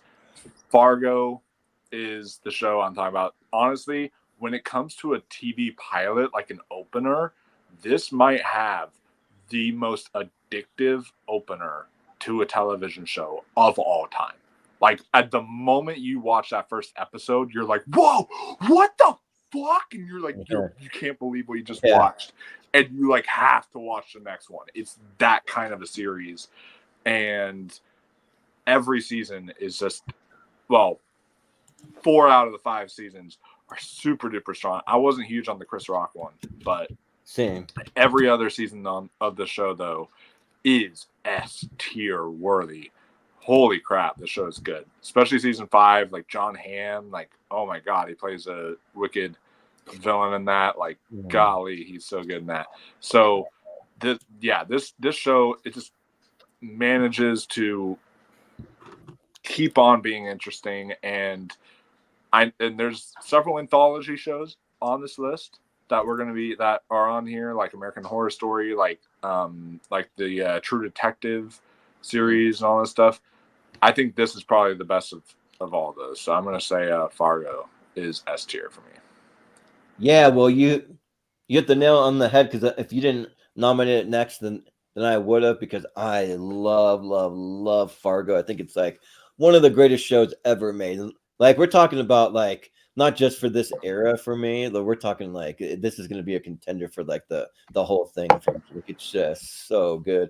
And yeah, like it's just hard to say what season that I like better, because like I love the first season when you have Martin Freeman and Billy Bob Thornton and those guys, and like and then like Martin Freeman's kind of the guy getting bullied, but then he kind of gets his like sort of revenge in a way, but then you get into season 2, and like it's almost like a toss up between which season, because there's things I love about almost every season. Because season 2, when you add like Jesse Plemons in there and Kristen Dunst and then Ted Danson, and I forget the girl that plays the other cop, though, the female cop, she's really, really good too. Like she was that the Jesse Buckley season, or was that season 3? Maybe it could have been. I don't know. Google isn't the best at like saying what season. I think it is though, if I remember right, but I can't remember. But I know. I wish I could remember what that female cop is, the one that's a slightly overweight one. But yeah, it's just so. Gene Smart. Well, there's Gene Smart. That's the head of like the kind of mob guys, but I can't remember. Hold on, I'm putting up season 2 cast. Yeah, but if you find it, you can tell me. But yeah, it's just so good though. It just like gets better and better. There's like things that I don't know, that's just like so good. Like, and the thing is, if you haven't seen it, like I don't want to spoil anything. I just want to just let you experience it. But you're right. Well, if you're just sucked in from like the way that it's shot, the way that it's written, the way that the music is done, the way that it's just pulls you in. And you don't expect what they do at the very end with certain characters. I'm not going to spoil it, but you're like, whoa, that early? What? And you're like, it blows you away. Yeah, it's crazy. Oh, but the actor I was thinking was Allison Tolman. Yeah, so she was really good. Okay, yeah. But yeah, so easy S tier for me. So, but Malcolm, what do you say about Fargo? Yeah, I haven't I haven't seen it. Like, I didn't even know it was a series until about the third season. Yeah. Like I never like it's just one of those ones like, and I only actually seen the movie for the first time like a few years ago. Versus, so yeah, just haven't seen it. Yeah, but we'll add it too. There's very few full seasons that I've gone back to, or like full series that I've gone back to rewatch the entire series. I've done that with Fargo. I went back and rewatched the entire thing because it was that good. But Chris, what do you say? I love Fargo. I'm happy Wolfman brought it up, making my net trades a little bit easier because trying to see what to bring up next. My favorite season is actually in what recent season. That was phenomenal season with Juno Tempo and John Hamm. Yeah. Like I'm sorry, Jodie Foster, but Juno Tempo should have won the Emmy over her for Best Actress in Limited Drama. I'm with you. Like, she was scary as hell. Huge snub for Jennifer Jason Leigh, who should have also got nominated for Fargo season 5. Like, yeah, it's a great show. I think first season fantastic, second season fantastic, season 5 fantastic. I can't wait to see what they do next. If they do season 6 or who they bring on, but keep managing to surprise me every time. Yep. Yeah, and then even season 4, they did that like Ewan McGregor one where he's like Season 3.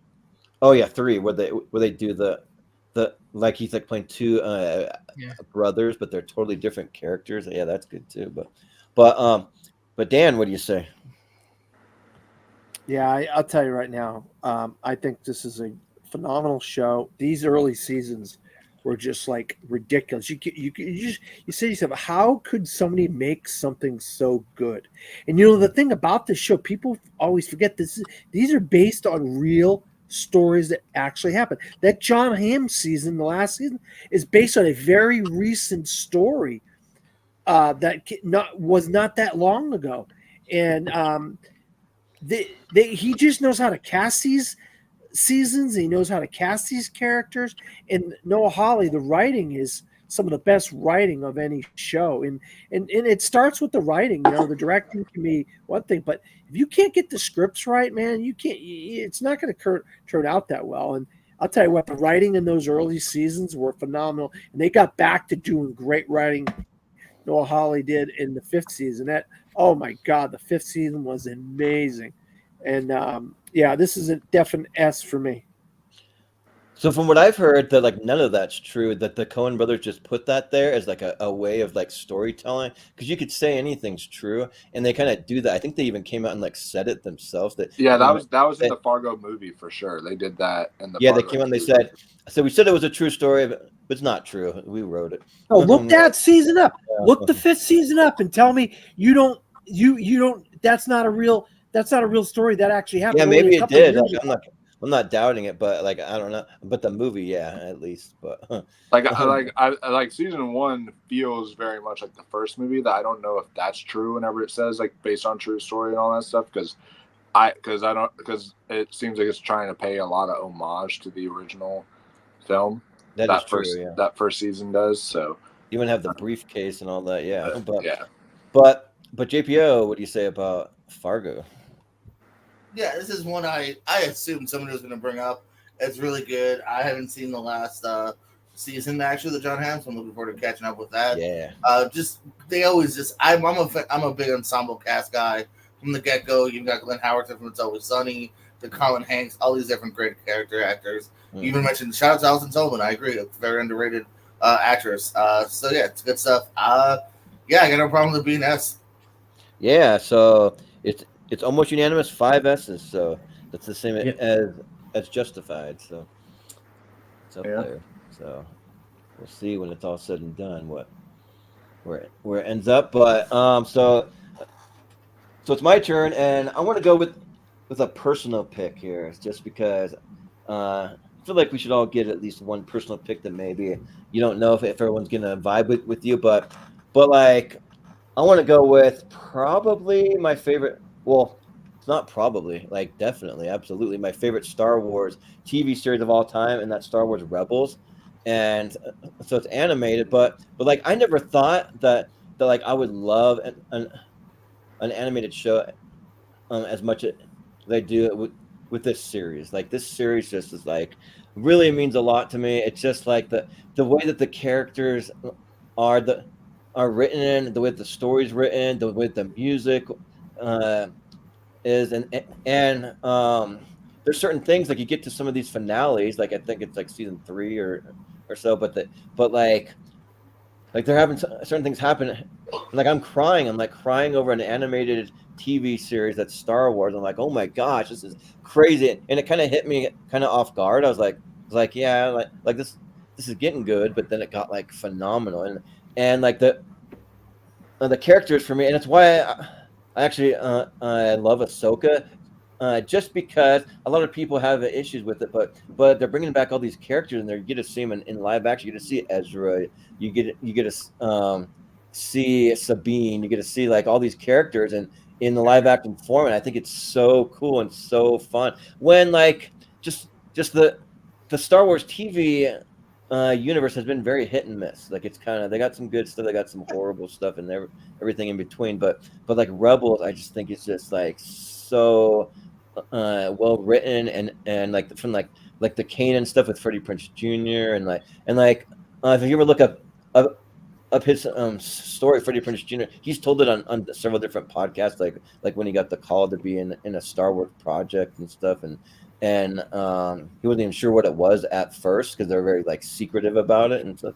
But but yeah, like it's just this ragtag group that just works for me on like every level. And as far as I'm concerned, like this is the best Star Wars thing Star Wars has ever done for me. Like it's just that's my number one more than any movie, more than anything. I just think that's great. It also makes the Clone Wars even better to go back and like see what they do with Ahsoka there and Anakin and like Maul, like that character, like just all of that. So yeah, I gotta go S tier for Star Wars Rebels.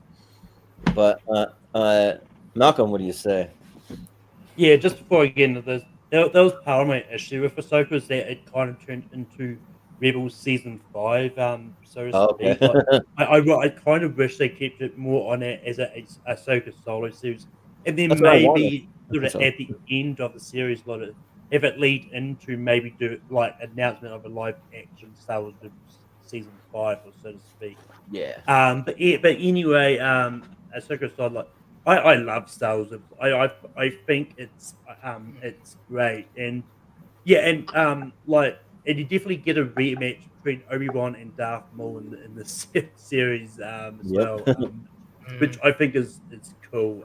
And but it's just one of those ones like and like I don't go back and watch a lot of these Star Wars shows. This is one I actually would go back and rewatch again.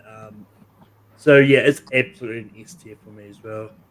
Yeah, and also don't forget it's the first property to ever do Grand Admiral Thrawn too, because I read those books by Timothy Zahn and like they just nailed it here. So yeah, but Chris, what do you say? I love Rebel. I don't think it's the best Star Wars thing ever. I think the original movie and I think Andor and First Commando season are better. But I do love it. I think this is the best out of Star Wars animated stuff. I think the writing is great. I think the character is great. I wish they did one more season of it. My favorite scene were Ahsoka, what they did with Ahsoka, I think her and Vader duel. It's heartbreaking and emotional when you get to that in season 2. And her one lightsaber get to freeze just to the only thing that one lightsaber fight with me is one of the most fuck yeah moments over me. But it definitely a lower S tier for me. I don't put it above a lot the other one.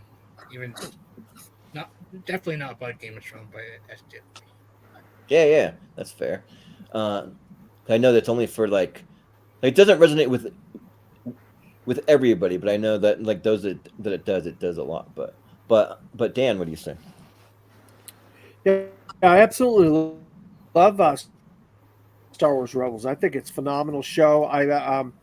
I just think that they really did a great job. I wish some of the original series that they've created for Disney Plus were as good as Rebels, and that's why I kind of like Ahsoka so much. We got to see those characters brought into real life and whatnot, and that was kind of awesome, but I don't think it's the greatest Star Wars ever. Don't even try to say that, because I don't think it even comes close to Star Wars or Empire Strikes Back or Rogue One for me.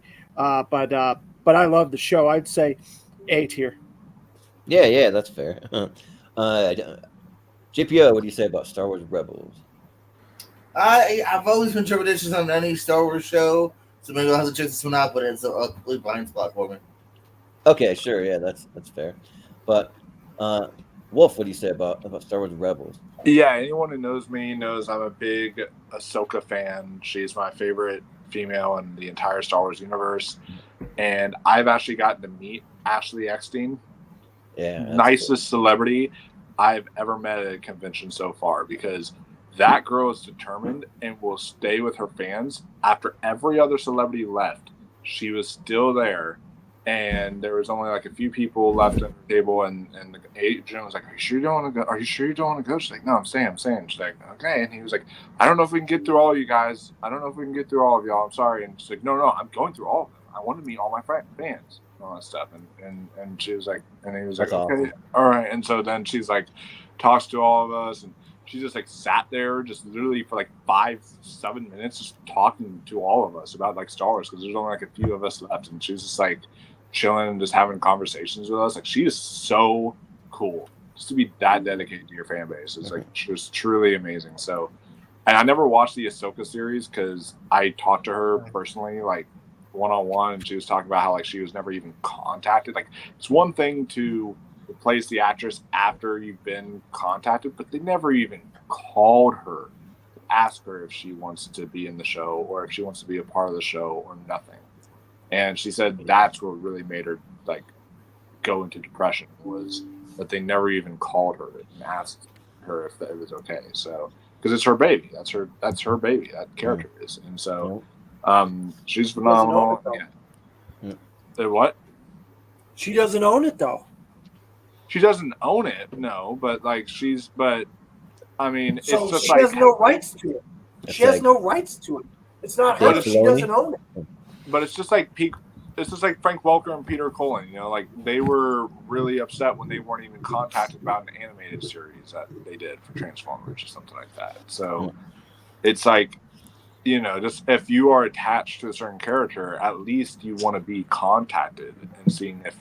Or even Matthew Lillard, when they stopped doing Shaggy, you know, he was upset about that too. Yeah. So, yeah, it's just a big mess there. But I love this show. I think it's phenomenal. And so, at this and the Clone Wars are both great. So yeah, I would say for me an A tier, just because I think when it comes to like the S tier, I would put maybe like some other kinds of Star Wars stuff in the S tier, but Star Wars Rebels though is still a phenomenal show. Yeah, so we got 3 S's and 2 A's, so I think it'll be an S tier, but it'll probably be like just above Key and Peele maybe, because that got 3 S's and 1 A. How many votes did Game of Thrones get? It had did it get all votes. 6? Yeah, 3 S's, but an A, B, and a D. So yeah. There.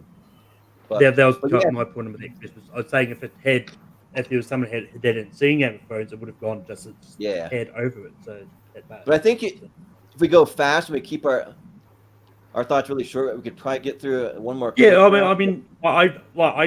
got nowhere to go. So okay, sounds good. Yeah, well, we'll try to make it quick, but at least get 3 rounds in there for everyone. So yeah, we'll go back to Malcolm. What do you want to nominate? Yeah, I'm going to try and get us a straight sitcom in there.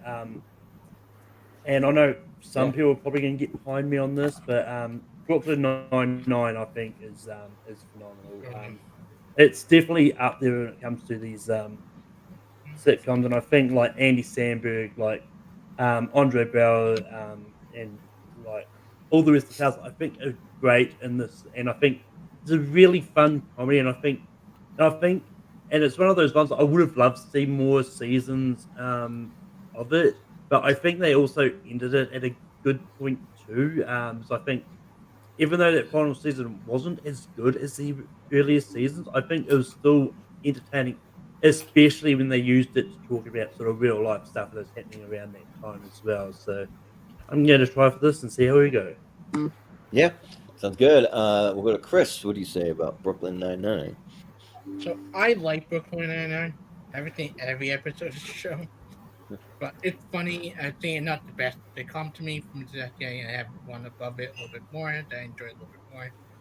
But A tier at least. It's funny. It's clever. It's more least annoying any temper for me. I enjoy. Yeah. Dan, what do you say about Brooklyn Nine-Nine? Never seen a single episode of it, so I have to abstain. Yeah. Damn, Dan needs some laughter in his life. You really do, man. Yeah. JP, what do you say? Nine. I love Brooklyn Nine-Nine here. This is the epitome of, are you having a bad day? Do you just want something nice in the background? Do you want to just smile several times, enjoy these characters? It's a feel-good kind of sitcom. Like, it really is. I actually dislike probably the last season the most just because I didn't want them to get serious, because I just had a really fun time hanging out with this crazy group. Some great guest stars, too. This is a great show. I love it. I'm glad it was saved where we even got a couple more because, Fox killed it or vice versa, whatever happened at the end there. So yeah. I love it. Shout out to my captain, Andre Braugher. Hell yeah. Yeah. That's here to that. Sounds good. Wolf, what do you say? Yeah, don't worry. I'm not going to be like a repulsive, depressive slug like Dan is. I'm just kidding. I love you, Dan. But it's comedy's a genre too, man. Quit ignoring comedy. Yeah. Yeah, but hey, wait a minute. All right. Let's hold on a second, Wolf and Jordan. How about, have you guys seen Three's Company? Have you seen All in the Family? Have you seen The Jeffersons? Yes. Have you seen all those classic comedies in the 70s and 80s? And I'm saying you're ignoring the last 3 decades. Jerry Seinfeld. You know what I mean? I've seen a lot of comedies. I just haven't seen a lot of these. Not in the last 3 decades. I haven't found a lot of stuff that's funny to me.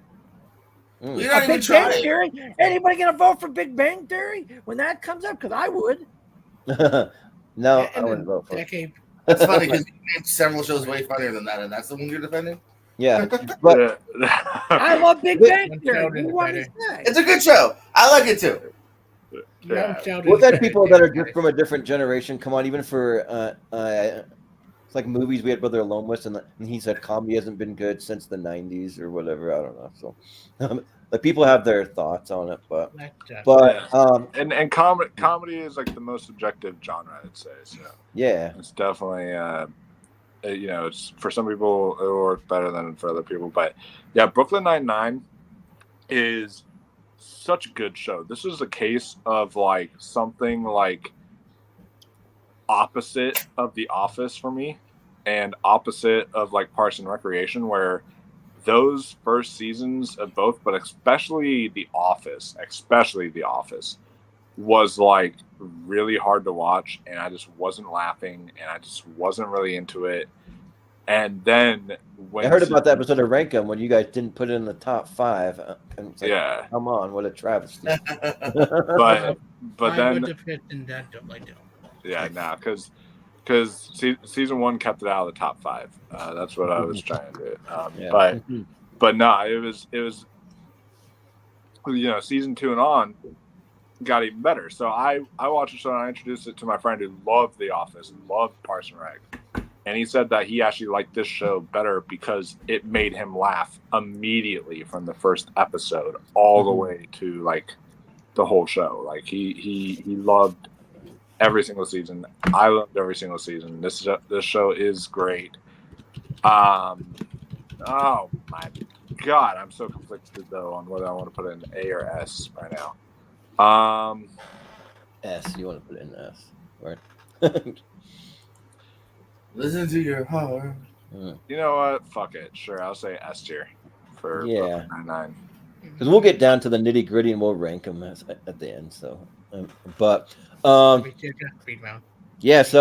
So I watched Brooklyn Nine-Nine for the first time. Watched the whole first season, and I was waiting for this episode specifically because I knew I hadn't seen it, and it's like the one show that like I love to just find like a really good, easy, bingeable comedy to just watch and just like plow through all these episodes and like I did it with like Parks and Rec. I even did it with The Big Bang Theory, even though like I think that like maybe doesn't hold up upon a rewatch as much, but even still, I did it there, and like but I love to just find that because it just makes you feel good. Like I think that like laughter is like the greatest thing in the world. Like there's no way to be sad or depressed when you're laughing at a comedy or something funny. You know, I mean, it's really hard to, but and yeah, like all the characters are like really likable.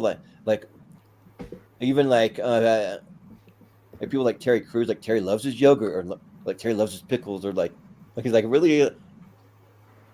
I don't really love pickles all that much. He's like telling his brother that,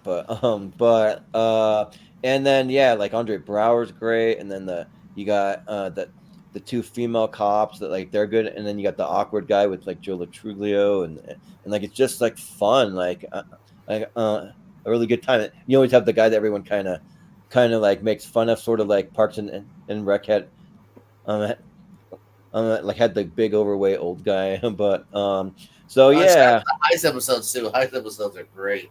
Yeah, those are good. Yeah, so yeah, I am gonna say S tier. This is an easy S tier. These are the kind of shows that I love. So yeah, but yeah. So I think for that we have 3 S's and 1 A. So that's kind of just the same as Key and Peele. So it'll go right around there. Wouldn't there be voices in it now? So me, was this you, oh yeah, and then Wolf and JPO. So 4 S's. You're right. Yeah. So it'd be above that, and then Rebels got 3 S's and 2 A's, so it's probably above. I think it's about it's gonna be about the same. How was Star Wars Rebels was 2 A's, wasn't it? We got 3 S's and 2 A's, but Brooklyn Nine-Nine got more S's, so it'll be above it. Yeah. That's what I was getting me. That's what I was asking. Yeah. So, and even Game of Thrones, I mean, it only got 3 S's, so I think it might be above Game of Thrones too. Yeah. Well, actually, it's about everyone voted on Game of Thrones. Everyone did vote, but I still think more S's probably like just like means a little more. Oh, we can talk about this when we get to the actual ranking. Sure, yeah, we can do that, yeah. But yeah. So we'll go to Chris. What do you want to nominate? So I have a lot left on my list. I did save a lot for the speed round, but I did bring up we don't have a horror show on here. Good call. And I have to talk about my favorite show that more people are checking out, and it sadly never got 4th season despite it leaving such a cliffhanger. Again, with Hannibal. Oh yeah, Hannibal is one of the more. I can't believe when NBC for all like that shocked me, because when you want to show the stuff they do on this show that's so sickening that make you want to throw up, never want to eat something watching shows. But I make a hot take tonight, and a lot of people know my hot take. I like Anthony Hopkins and Hannibal Lecter. I do. I think Matt Mikkelsen is the best Hannibal Lecter there is. I think, but he does what Anthony Hopkins does, where he made him. You believe that the police believe him, that he's friendly with the police, that he had the 2 personalities. I think he's great. I think his dancing is fantastic. I think Fishborn is fantastic on the show. I think Gillian Anderson as the psychologist, her back and forth, and Matt Mikkelsen is fascinating. The writing is great, the heart is great. And man, they leave it on such a cliffhanger that you want the Silence of the Lambs season, because it, like, and it got canceled too soon. This is a brilliant show. They host the panel at New York Comic Con in October. I'm telling you what able to go, but I'd love to be with them. Wasn't Netflix going to pick it up, Chris? Yeah, I heard rumors. I hope, because I think this is a show that more people need to check out. I think this is the best horror show from this decade. Like, yeah, they should get to a Silence of the Lambs season and like end it there or something. That'd be cool. Yeah. But Dan, what do you say about Hannibal? Phenomenal show. I mean, this is the first time I ever saw Mads Mikkelsen in anything, and I fell in love with Mads Mikkelsen as a cannibal, eating people's brains and invite people. I don't know whoever that was talking. I don't know what they said, but I just loved that he would invite these people over and he'd serve them brains and stuff, and he'd be like a chef, and he knew how to cook the brains or put the brains in a way that it made them. And then when the people would go home or whatever, they'd be halfway through dinner, they'd be in the bathroom or something like that. I love that. I think we need more shows like this on television and less shows about laughing. I like Hannibal cannibals on television more so than shows that make you laugh. I knew I could get Jordan to laugh out of that one. What? Jordan, I was going for a laugh from you out of that one. So you got you did it. You got me hard. Yeah, so I love Hannibal. This was on my list of shows. I think it's instant S tier. So yeah, I think phenomenal show. JPO, what do you say? I did buy season 1 on Blu-ray during Black Friday. I should crack it open. I haven't seen this. Okay, yeah. You probably should, but maybe during like Halloween time or something. But don't eat beforehand, though. Don't eat beforehand. But Wolf, what do you say about Hannibal? Yeah. Now's the perfect time to watch it, and I'm so glad. Thank you, Chris. I'm so glad someone brought this show up, because if they weren't, I certainly was going to, because I freaking adore Hannibal.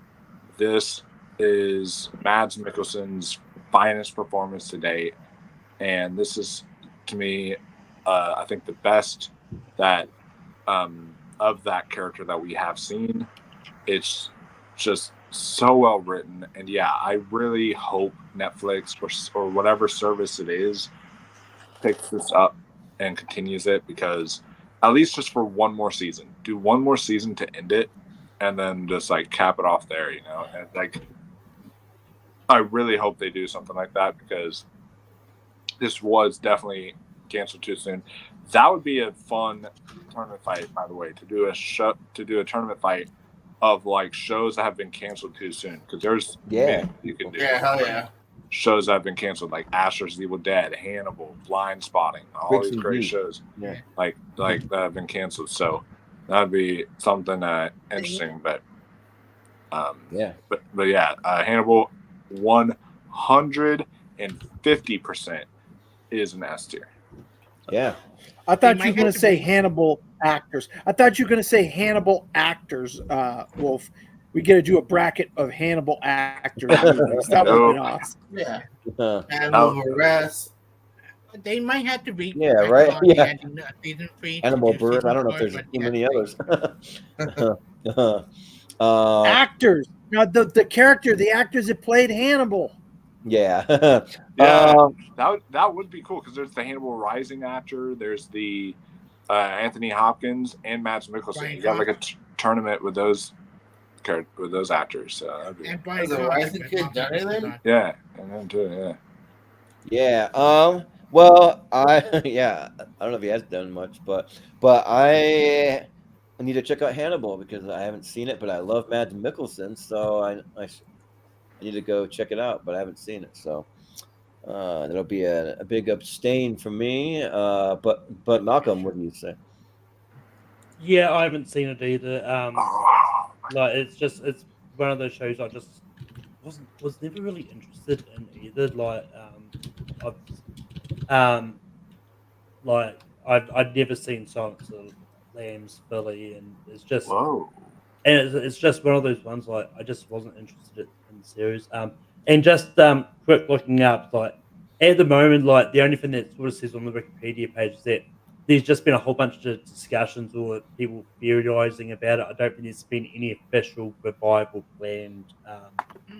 But like the last thing that it kind of says is in 2019, Mads Mikkelsen revealed to later discussing that he suspected that Brian Fillers are trying to secure rights to Silence of the Lambs, suggesting that could be where this season would be going. But maybe it's a hold up. There's been nothing more after that. So whether or not it happens or not, I think it's still in discussion mode. So. Yeah, well, this one has, I believe, 3 S's, and that's it. The rest of it's Yeah, so it'll be just above Nathan for you.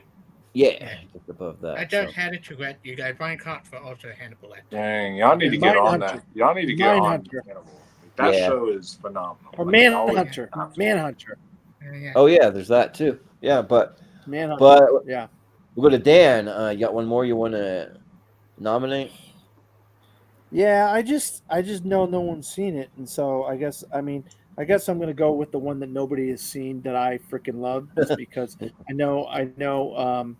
If I try to vote it in my 10 afterwards, no one else will have seen it, so they're not going to vote for it. So I'm going to vote for it now. I'm going to talk about it now, and that is, I love. If you guys know me by now, I love detective shows. I love police dramas, and I love when I get into a series of books and I find out that book character is getting turned into a movie. I get really hyped up, and sometimes I've been let down. And other times I've been hyped up, and I'm just every season of this show, all 7 seasons to me. And then the extra show on, I think, Freevee or whatever, Bosch Legacy is phenomenal. We're going to get a 3rd season. You're going to get a total of 10 seasons of Bosch, but the first 7 seasons are incredible. They're based off of the books, and Titus Welliver to me it's such an underrated actor. I wish he would just get more roles and not as dumb freaking stormtroopers or whatever the hell he was in Mandalorian or whatever. But I recommend Bosch to all you guys. It's on Amazon, and it's just some of the best police drama and realistic portrayal of cops and the things that cops go through on a daily basis, the infighting between other cops and detectives and stuff in the earlier seasons, and it's in LA, and so there's going to be some connections from some of the other Michael Connelly books because Renee Ballard got a series on Amazon, so Bosch will probably show up in that show. But it's in the same universe as the Lincoln Lawyer, but they can't be in the shows because the Lincoln Lawyer is Netflix, and Bosch and Ballard are Amazon Prime. But yeah, I think Titus Welliver is incredible, but it's the supporting cast are also very, very good. I just can't say enough about Bosch. S tier for me, but I know nobody else has seen this probably. Well, we'll find out. JPO, have you seen Bosch? I've never seen Bosch. Okay. Well, Wolf, what do you say about Bosch?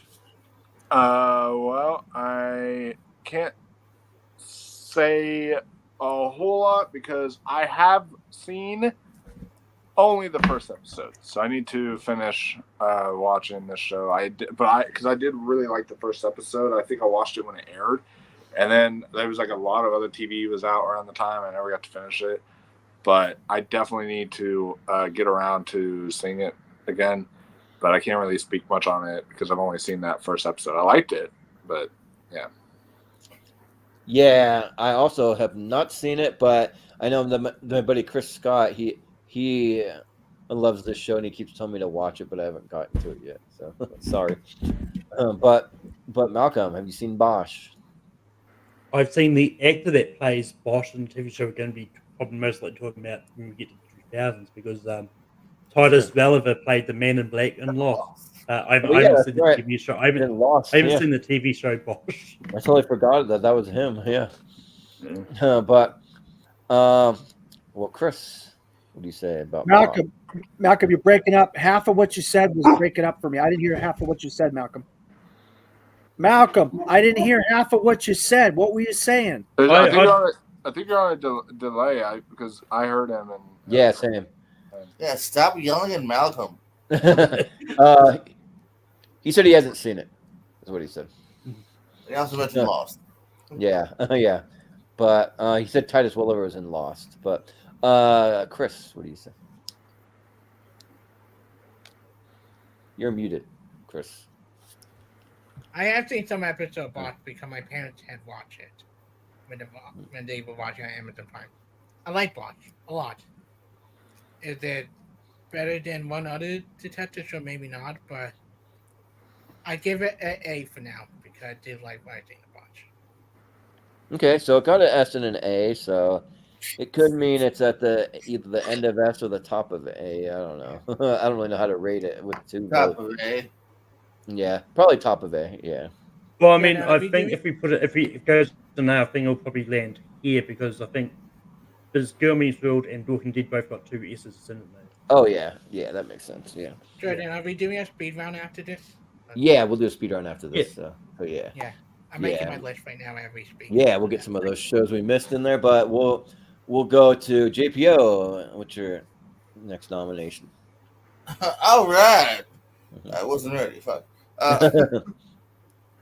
Oh shit! Give me 5 seconds. All right.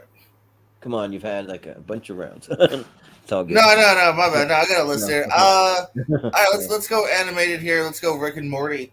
For S here. Yeah. Just supremely unique, crazy show here. Always keeping you guessing. Yeah, I don't know. Just I love it. I love it. Very easily bingeable. I want to say S tier for Rick and Morty. Yeah, sounds good. With a wolf. I'm sorry, JPO. Whenever you said let's go animated, I was getting so excited and was ready to agree with you because I was hoping you would say BoJack Horseman, and then you ended up saying. You can say that later. And then you ended up saying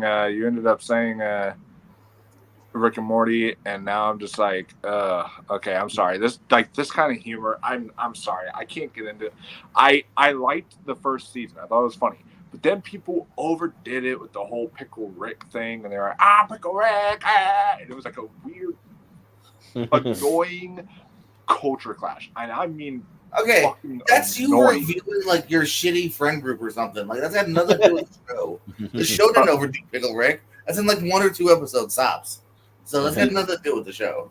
Yeah, but I'm saying though, a fan base can ruin a show. Like how that's your fault. Don't get off of that form. Like how I love. They also brought back McDonald's Szechuan sauce because like how I love the show Euphoria, but I feel like the fan base almost ruined Euphoria for me. Like you want to get off the internet, man, and just watch the shows. That's a horrible take. But because of that, I'm gonna have to go like B because like it's a funny show, but like I just feel like the internet has just kind of ruined it for me. That's a trash take, dude. Have your own opinion. What if you just watched it and never listened to anybody else like ever say? No, if it's that annoying, you get off of whatever site you're on. Okay, but it's one of those things where you know how like freaking Let It Go was only in one scene. Yeah, that's true. And then they fucking abused Let It Go over and over and over and it doesn't over make me rate the show less. And then now it's one of those things where I can't even listen to that song anymore, and I can't even. But also Disney abused it because they released a sing-along version. They released a musical at Disney. Yeah, but that's the thing too. Is like the Pickle Rick thing wasn't only abused by fans, but like once the people saw that like it was being abused by fans, the studio was all like, "Oh, we could go with this. Let's make Pickle Rick like a big thing, like not in the show, but like online. Like Adult Swim made it a big thing online. Like all this stuff. It was like they had T-shirts and little toys and stuff. Yeah, right, we're getting lost in the weeds here, Jordan. Yeah. Okay. Yeah. Yeah. I think that the Rick and Morty's awesome. I think that's really fun. I remember when I worked at a movie theater, one of my coworkers, I had this coworker that like we really vibe, me and her sense of humor, like because like my sense of humor is just really random. The more random and just off the wall and just like makes no sense, WTF, like the better for me. Like that's just my sense of humor. If you just show me something that you're just scratching your head going, what the fuck is this?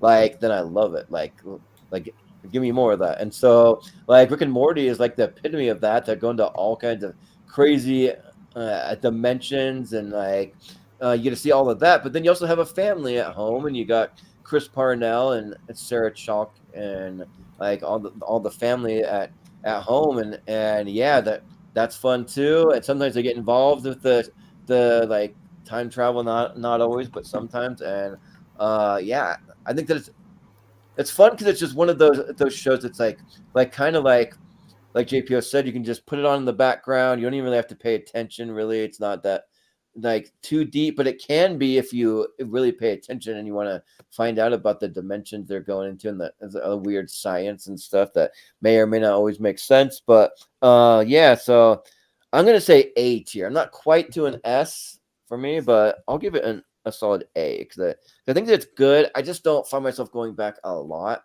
Just like kind of like, well, there's nothing else on that I feel like I want to watch, so I'll watch Rick and Morty. It's kind of like I got to be in a mood almost to watch it, but yeah, so I'll say A. But Malcolm, what do you say about Rick and Morty? So quickly, I do get where Wolfman's coming from with this. Like, the fan base can dampen your enjoyment of something, because to me, that is actually sales fans at the moment for me, especially this whole war between Ken and that. But that being said, I still think the show. Hey!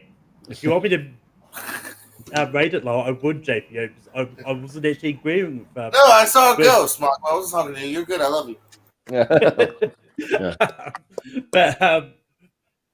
But it doesn't dampen, like, while the fan base can be annoying for Rick and Morty, I still really love Sharping. It's great, and even the new seasons with the new actors that they've got playing them, even while it's not as good as the original ones, I still think it's pretty good. So it's still a solid S tier for me. So yeah, it's an S tier.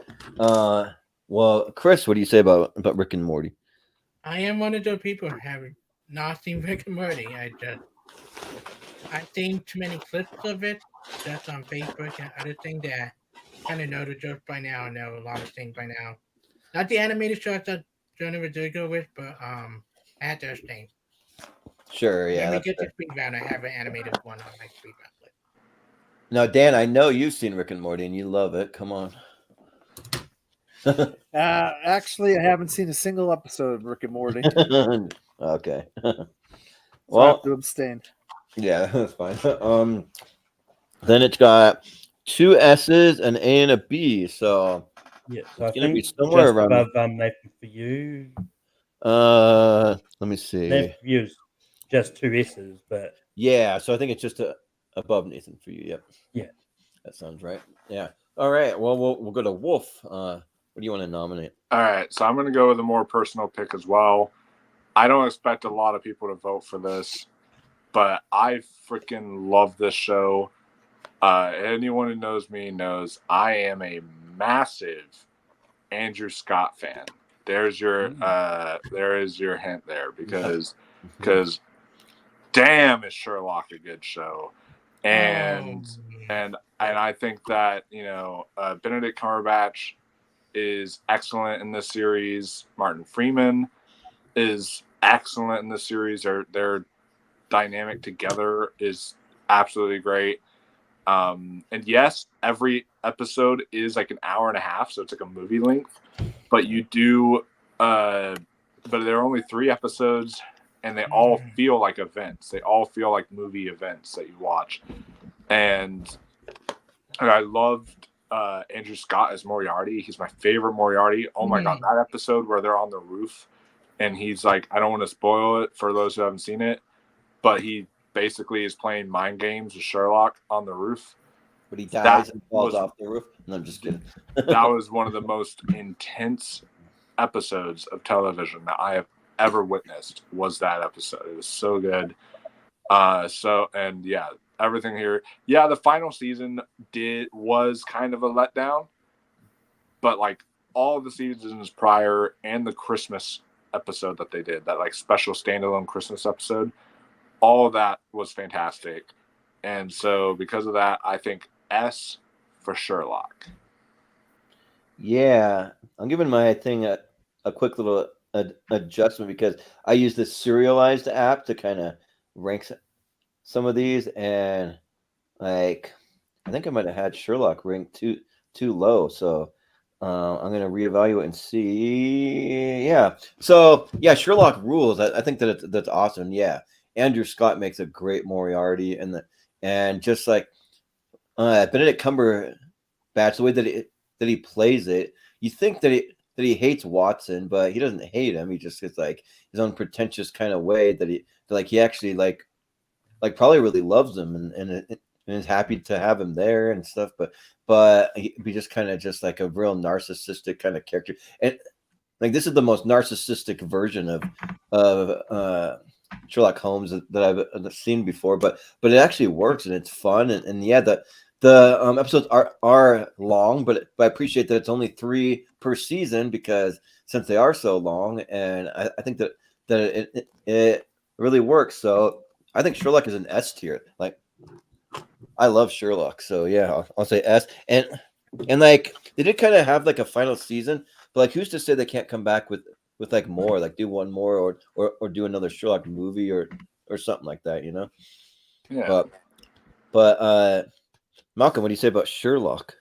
Honestly, I don't think we're getting another season. I think both Benedict Cumberbatch and No, I Martin thought we were, Freeman- Malcolm. Hey, Malcolm, I don't mean to interrupt you. I have heard rumors that we are actually going to get another movie or another season of Sherlock. Well, yeah, but I mean, as I said, it's one of those. Well, I think it depends on if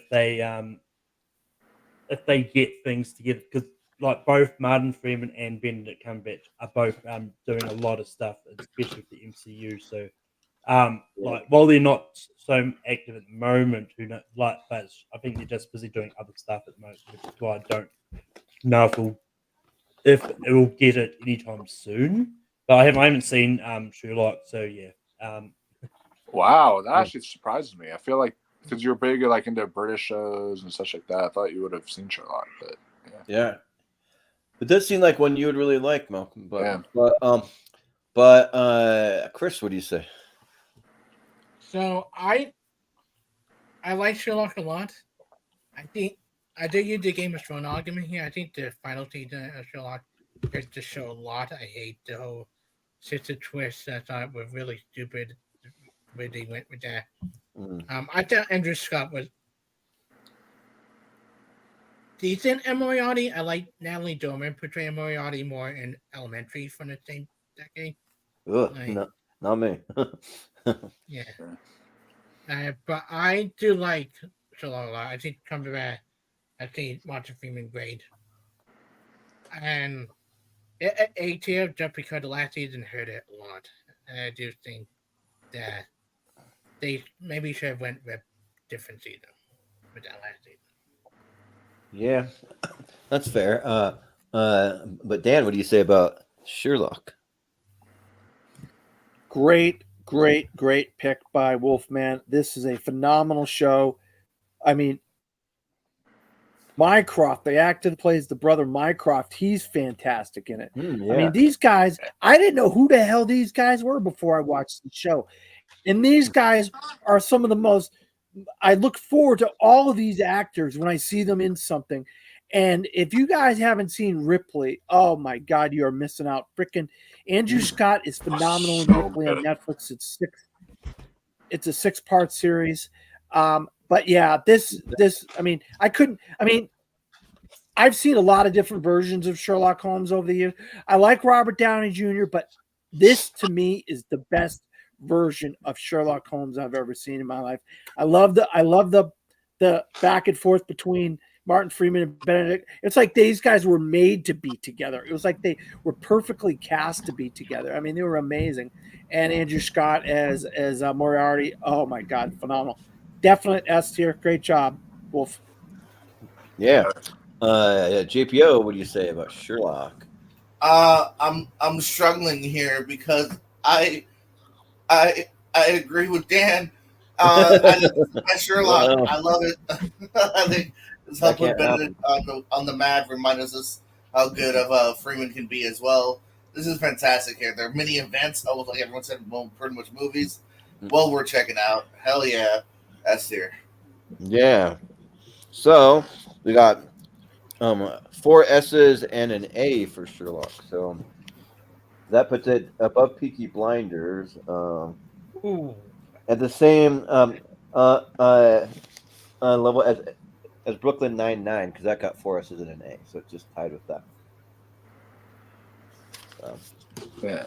Right, I thought you said Brooklyn Nine-Nine got 3 S's and 2 A's. No, it got 4 S's and 1 A. So that should be above. So that should be right up there then. Wait, what? How much Should did be above Peaky Peaky Blind? Blinders. How much did Peaky Blinders? Well, get? Peaky Blinders had 4 S's, but Remember, Brooklyn and Just Brooklyn for remember, we're Sherlock counting Holmes had 5 abstains. Oh, We're counting. Abstains are counting against shows. Yeah. Yeah. Just for the TV one, we don't always do it that way, but on the TV one, we're just counting everything. So, like, if it gets more votes, period, it's probably going to go higher, even if they're lower votes. So, But anyway, Jordan, yeah. where are you going? So, I was debating on whether or not to go with one I think more people are going to vibe with me on, or to go with one that like I really love. But maybe have been lesser seen. But I think I can save maybe that one for you know what? No, I'm gonna save the one that more people would vibe probably for the speed round. So I'm gonna go with The Following with Kevin Bacon. So that show.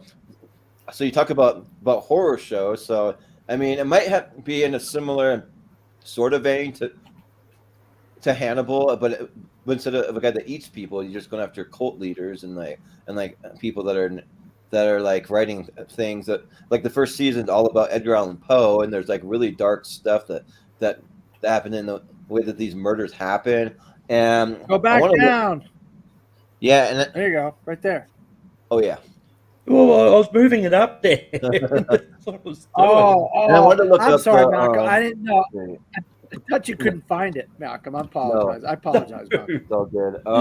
The actor that plays the villain, Joe Carroll, played by James Purefoy, and he's really, really good. He was in Fringe too, and he's really great in that series. And then there's an actress, Valerie Hill, who there was a video game that she was the main character.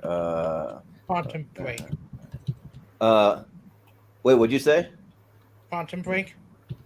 I think maybe that one also.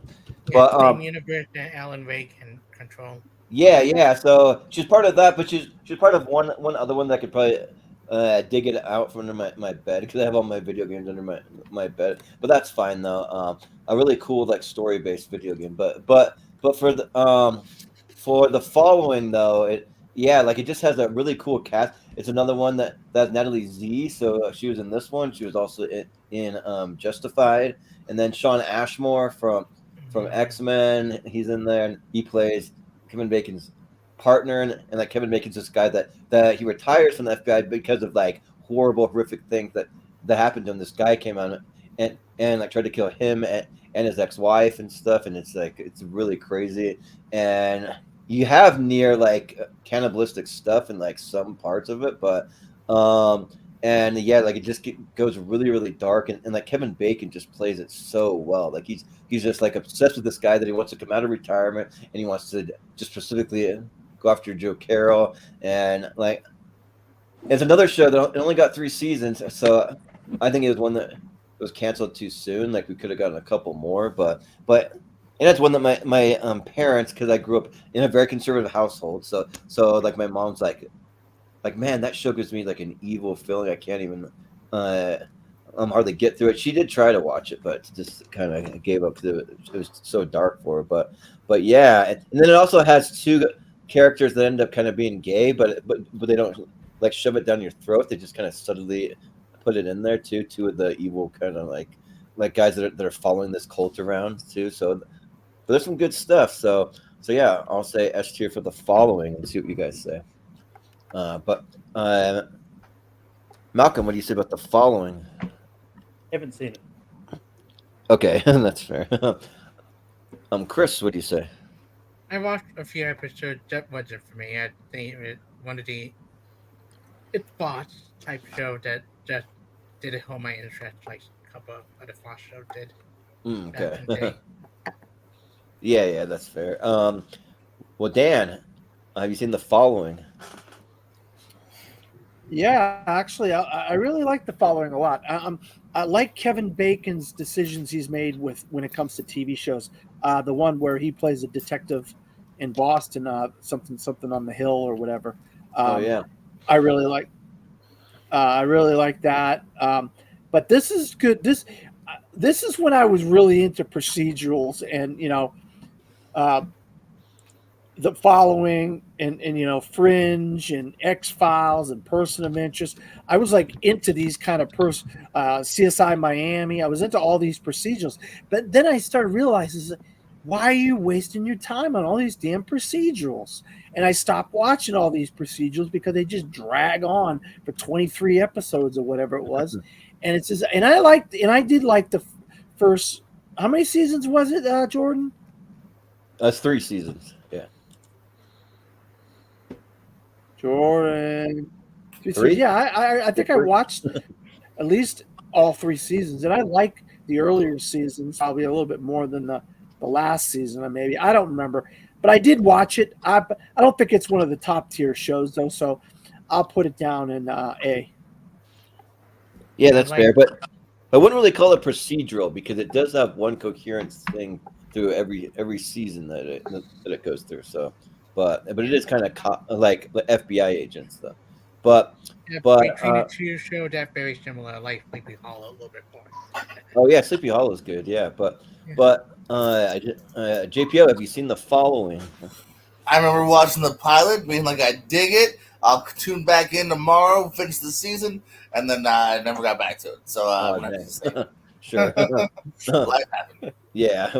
Well, Wolf, have you seen The Following? No, but I guess you could say I'm going to be following all the other people who haven't seen it. So. Okay. Well, dang. Well. Then I'm glad that I saved that other one for the speed run because I think everyone will vote for it. But it just got 1 S and 1 A, so it's got to be somewhere like. So I've already moved it down. Okay, cool. Sounds good. So now's the part of the show where we get into the speed round. We'll try to make it as quick as we can since we went a little over what we normally do. But I wanted to get at least 3 just regular votes per person in. So yeah. But how the Hail Mary round's gonna work is you just come up with a list of about like try to go over 10 for the nominations, but you can nominate some shows. Then we're all gonna go vote, and we just want to give it a letter grade only. We're not going to talk about it. We're just going to give them a letter grade, and then we're looking for those crossovers. So we want to have things that we can cross over on, and the ones that get crossed over, we'll go back and we'll vote on them again, and we'll see where they're going to land if they make it in the S tier or the A tier. And we're mostly only shooting for things that go in the S or the A tier. So just like try to go for that. There's a crazy echo. There's an echo somewhere. I don't know who has the echo going on. Maybe it's Wolf. It's gone now, anyway. Yeah. Can I make a suggestion? Can I make a suggestion, Jordan? Yeah, if you want. Can I make a suggestion? Yeah. Since there's so many, could we just bump it up to 12 this time? I mean, like I'll give you 12, but just maybe don't go over that though, because like it'll just get way too long. No, I won't promise. Okay, but whoever has their I know their list first can I got my list ready. Oh, okay, I got my list ready. Okay, so maybe we'll go with Dan and then maybe Malcolm and then we'll do all right. Yeah. Okay, you write them down, right, Jordan? Oh yes, just give me a second to write them all down. Yeah, I got you. Okay, so what do you got? I got Black Mirror. Okay, Black Mirror. Okay. The Americans. The Americans. The Americans. Did you get that? Okay. Yeah. Okay. True Detective. True Detective. Okay. True Detective. Okay. Boardwalk Empire. Boardwalk Empire. Which, funny enough, that was the other one I was going to bring up. I'll just tell you. Okay. House of Cards. House of Cards. Yeah. card. Okay. Person of interest. Person interest. Okay. Longmire. Longmire. Good pick. Okay. Homeland. Homeland. Okay. Outlander. Outlander. Yes. Thank you, Dan. Okay. The Killing. The Killing. Yeah. The Killing. Okay. The Newsroom. The Newsroom. Mm-hmm. Let's see. You've got 1, 2, 3, 4, 5, 6, 7, 8, 9, 10, 11. I got so one maybe more. one more. Yeah. Ray Donovan. Ray Donovan. Okay. Ray Donovan. Okay. Sounds good. And then we'll go to Malcolm next. So, what do you got, Malcolm? Yep. So I've got BoJack Horseman. Okay. Let's see. BoJack. Let's see. Horseman. Okay. Agents of Shield. Agents.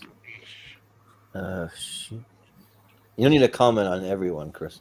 Sorry, just saying. That's true. But anyways, Malcolm, what do you got? Black Mirror. Black Mirror. Okay. Young Justice. Young Justice. Okay. Once Upon a Time. Shoot, I forgot to rank that in my thing. Now I gotta add that one. Anyways, yeah. What else? Arrow. Arrow. Okay. Gotham. Okay. Mum. Okay. American Horror Story.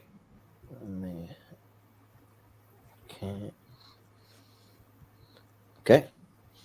Two Broke Girls. Two Broke Girl. Okay. And Drunk History. Drunk History. Okay. Oh shit. Yeah, I was thinking they need to make the British version of Mom called Mum. They need to make that. But we'll go to Chris. Okay. So what do you got, Chris? Orphan Black. Okay. Orphan Black. Okay. Veep. Okay. Okay. Blackish. Blackish. Okay. Orange and the New Black. Orange.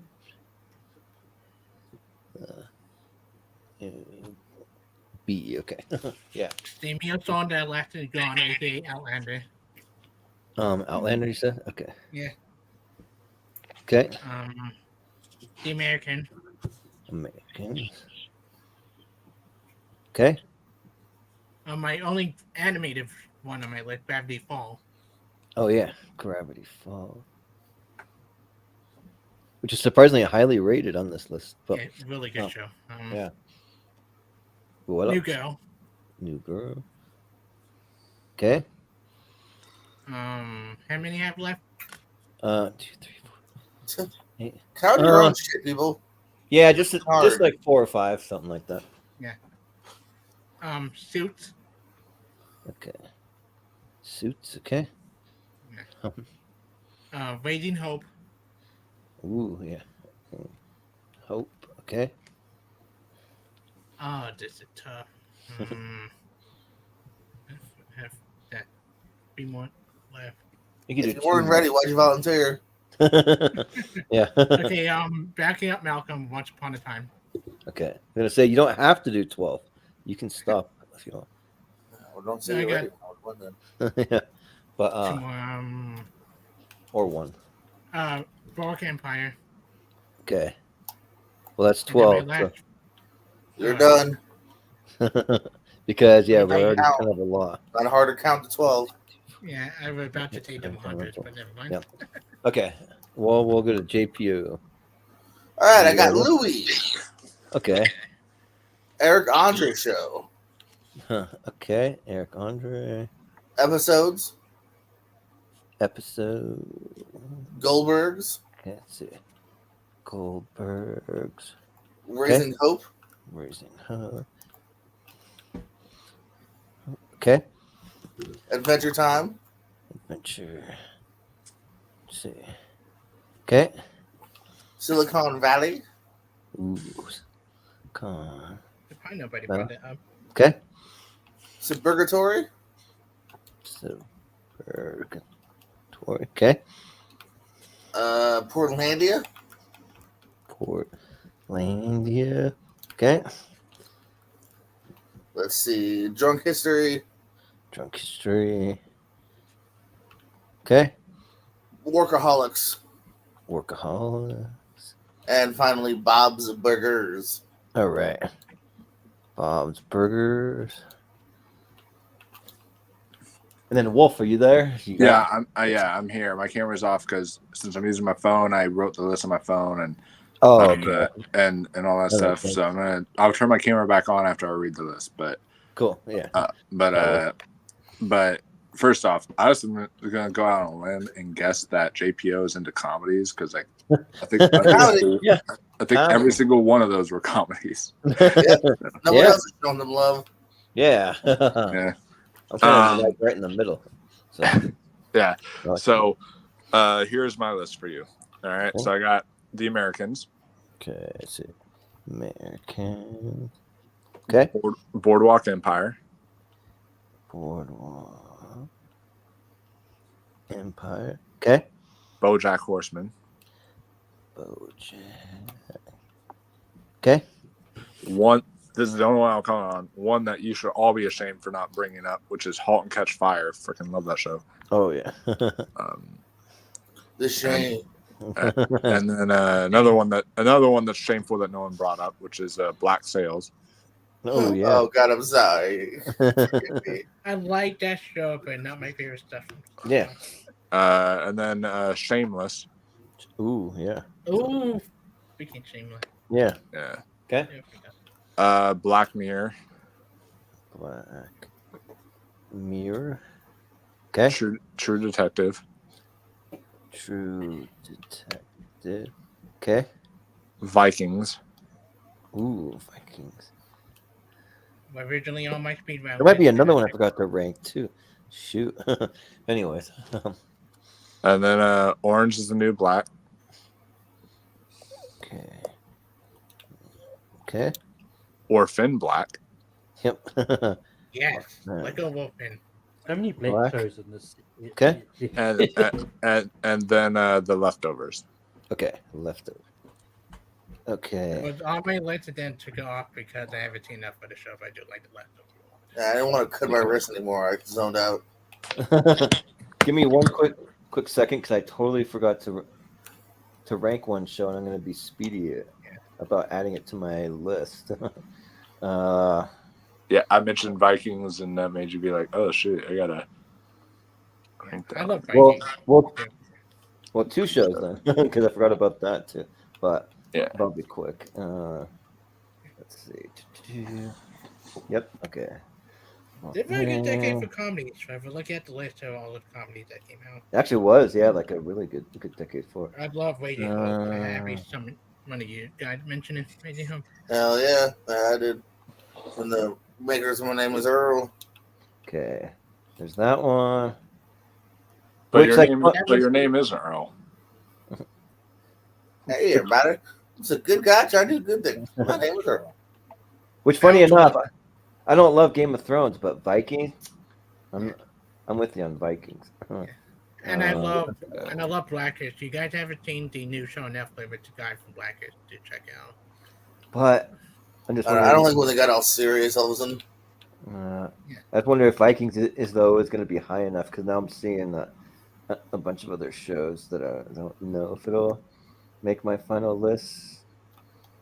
But okay. All right. I think that I'm good. I'm gonna write mine down just because it makes it easier to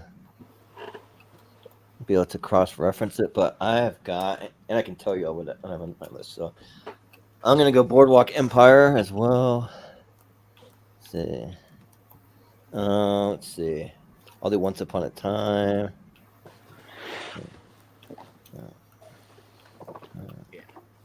Let's see. I'll go with Hell on Wheels, which I think is a very underseen show. I like to try to make my speed round Yeah. list. Remember making it?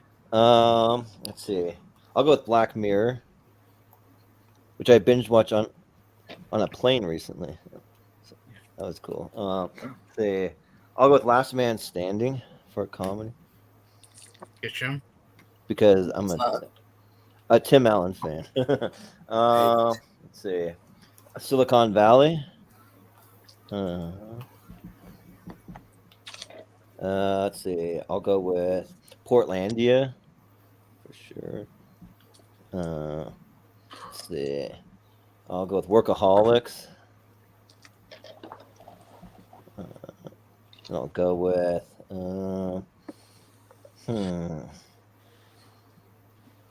I'll probably go with Banshee. Homeland himself. Yeah. Let's go with probably American Horror Story. I would have gone with that if it didn't fall off the rails for me. That should. Yeah, not all seasons are great, but some are. That great. would be the same situation with House of Cards. If it wasn't for the last two seasons of House of Cards. Yeah. I'll show some love to Terra Nova. Hey, I used to host a Terra Nova podcast. Oh, nice. Nice. And then I had a show. Man, I don't know. Out of these last two, just because it was said, I'll go with it. But my honorable mention is Revolution, but I'm not going to have it on my list because I'm at 12. So I'm going to go with Black Sails for my final spot. Hey, someone did The mention show that. that I had similar to Revolution on my So TV. now, just take some time to talk amongst yourselves and all. I got 12, Jordan. I don't know what you got. I counted 12 crossovers, Jordan. I don't know what you got. Okay. There's actually more than 12. There might be more than 12. Yeah. I So I've counted got 12. While y'all talk about that, I picked up this at the Dollar Tree. It was random. It was $1.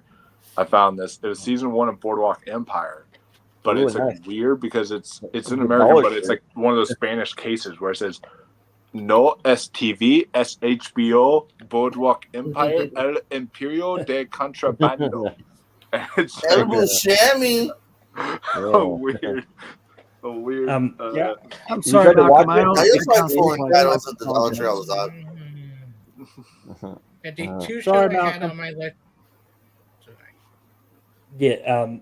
So Jordan, I think I've got 15. I'll go over what I've got, and if you've got anything more, then.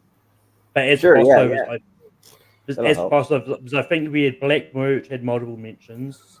Okay. Outlander had a couple of mentions. The Americans. Here, wait. Let me see where. Yeah, because I got to go through all these lists to see where you put the when you put the name down, Jordan. Right? You just put a check next to it when somebody else mentions it, right? No. I kind of write them all down per person just to have them out there, but just because that way I remember what everybody nominated. But but what else do you have? Yeah, so Black Mirror had multiple mentions. Outlander was said by Dan and Chris. So. The Americans, I had his multiple mentions. Yeah. Okay. Orphan Black. Chris and I said sorry. I don't want to interrupt. Let him talk. Let him talk to Jordan. Yeah, guys, we don't need 5 people trying to dictate this. Like, let them figure it out. Okay. Yeah. I actually didn't have that one down anyway. I've got Once Upon a Time, which multiple people said. Yeah, Once Upon a Time. Boardwalk Empire, I think, was said multiple times. Yeah, that's Raising Hope, multiple mentions. Yeah, let me just find my instance of. Oh yeah, here it is. Okay. Drunk History, I think, had multiple mentions. Oh yeah, Drunk History. Okay. BoJack Horseman. Okay. True Detective. see. Yep. Okay, I got that one. Orange is the New Black. Let's see. Okay. Silicon Valley. Let's see. Okay. Portlandia. Was that one of Yeah. questions? Okay. Workaholics. Workaholics. Okay. American Horror Story. Let's see. Okay. Black Sails. Black Sails. Okay. And Okay. Orphan Black. Yeah. Who else said Is there Orphan Black? is there anything No, else? Wolf said it. Did anyone Yeah, else say Orphan? me and Chris Chris. said it. Chris Oh yeah. Yeah. That's right, said yeah. it was the first. Yeah, that was the first one he said. Yeah, okay. so cool. And I'm just gonna do one quick sweep over this just to make sure. Yep, no, that's fair. Yeah.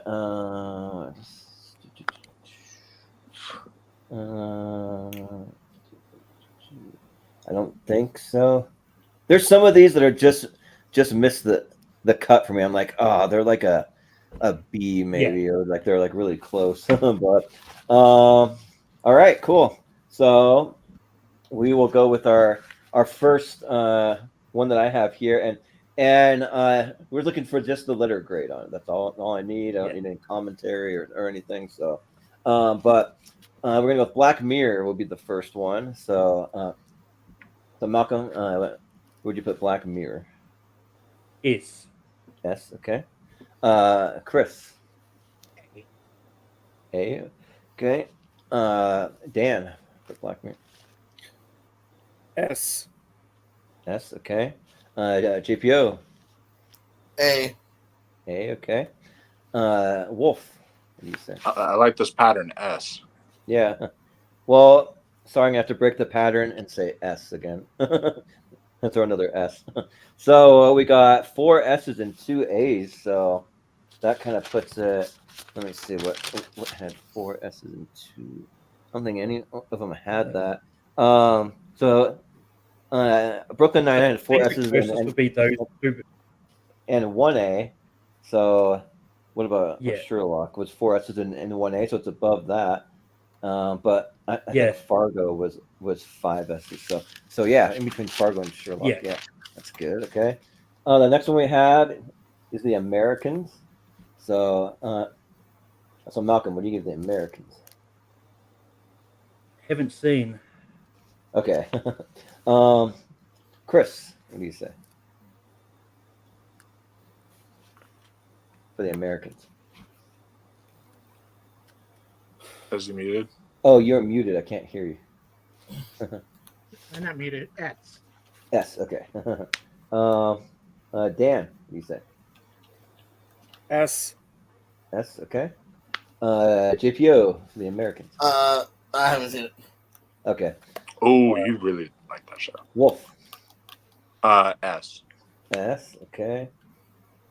And I just don't think that I've seen enough of it. I did see all of the first season, so I gotta say B for now.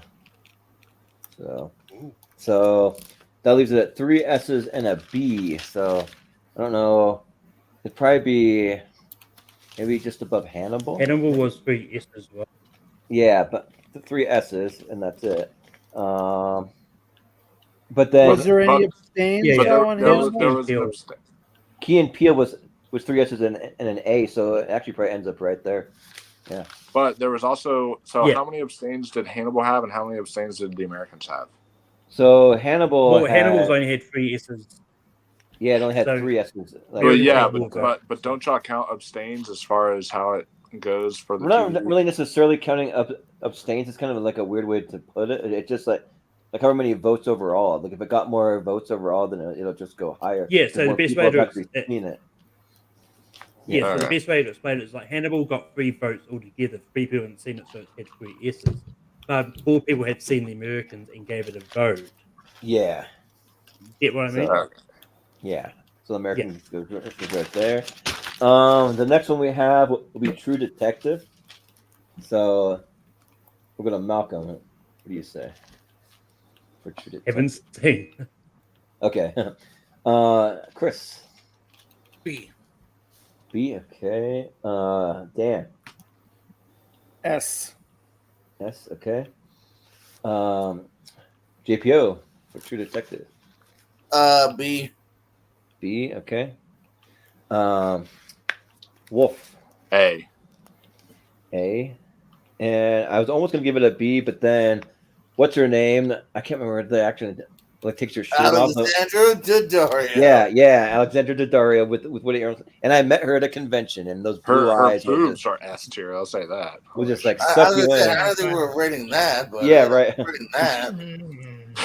There'll be a Patreon Man, episode. We're gonna rate all female celebrity boobs. Oh, that's a Patreon exclusive. Yeah. So yeah, so we got one S, 3 B's, and an A. So that's kind of a weird one. If we were talking about the first season, it would be an S, but the other season Well, definitely probably will be just right above the Flash, wherever that is, because that got one S, 3 B's, and a C. So that's kind of what's that? Yeah. What's that right above the? I'd say the just Flash. Or like right next to it. What is that? We have got it. Oh, that's True Detective. Okay, I'm like trying to see what that actually is. Sounds good. Okay, the next one will be Boardwalk Empire. So, Malcolm, what do you say? Haven't seen.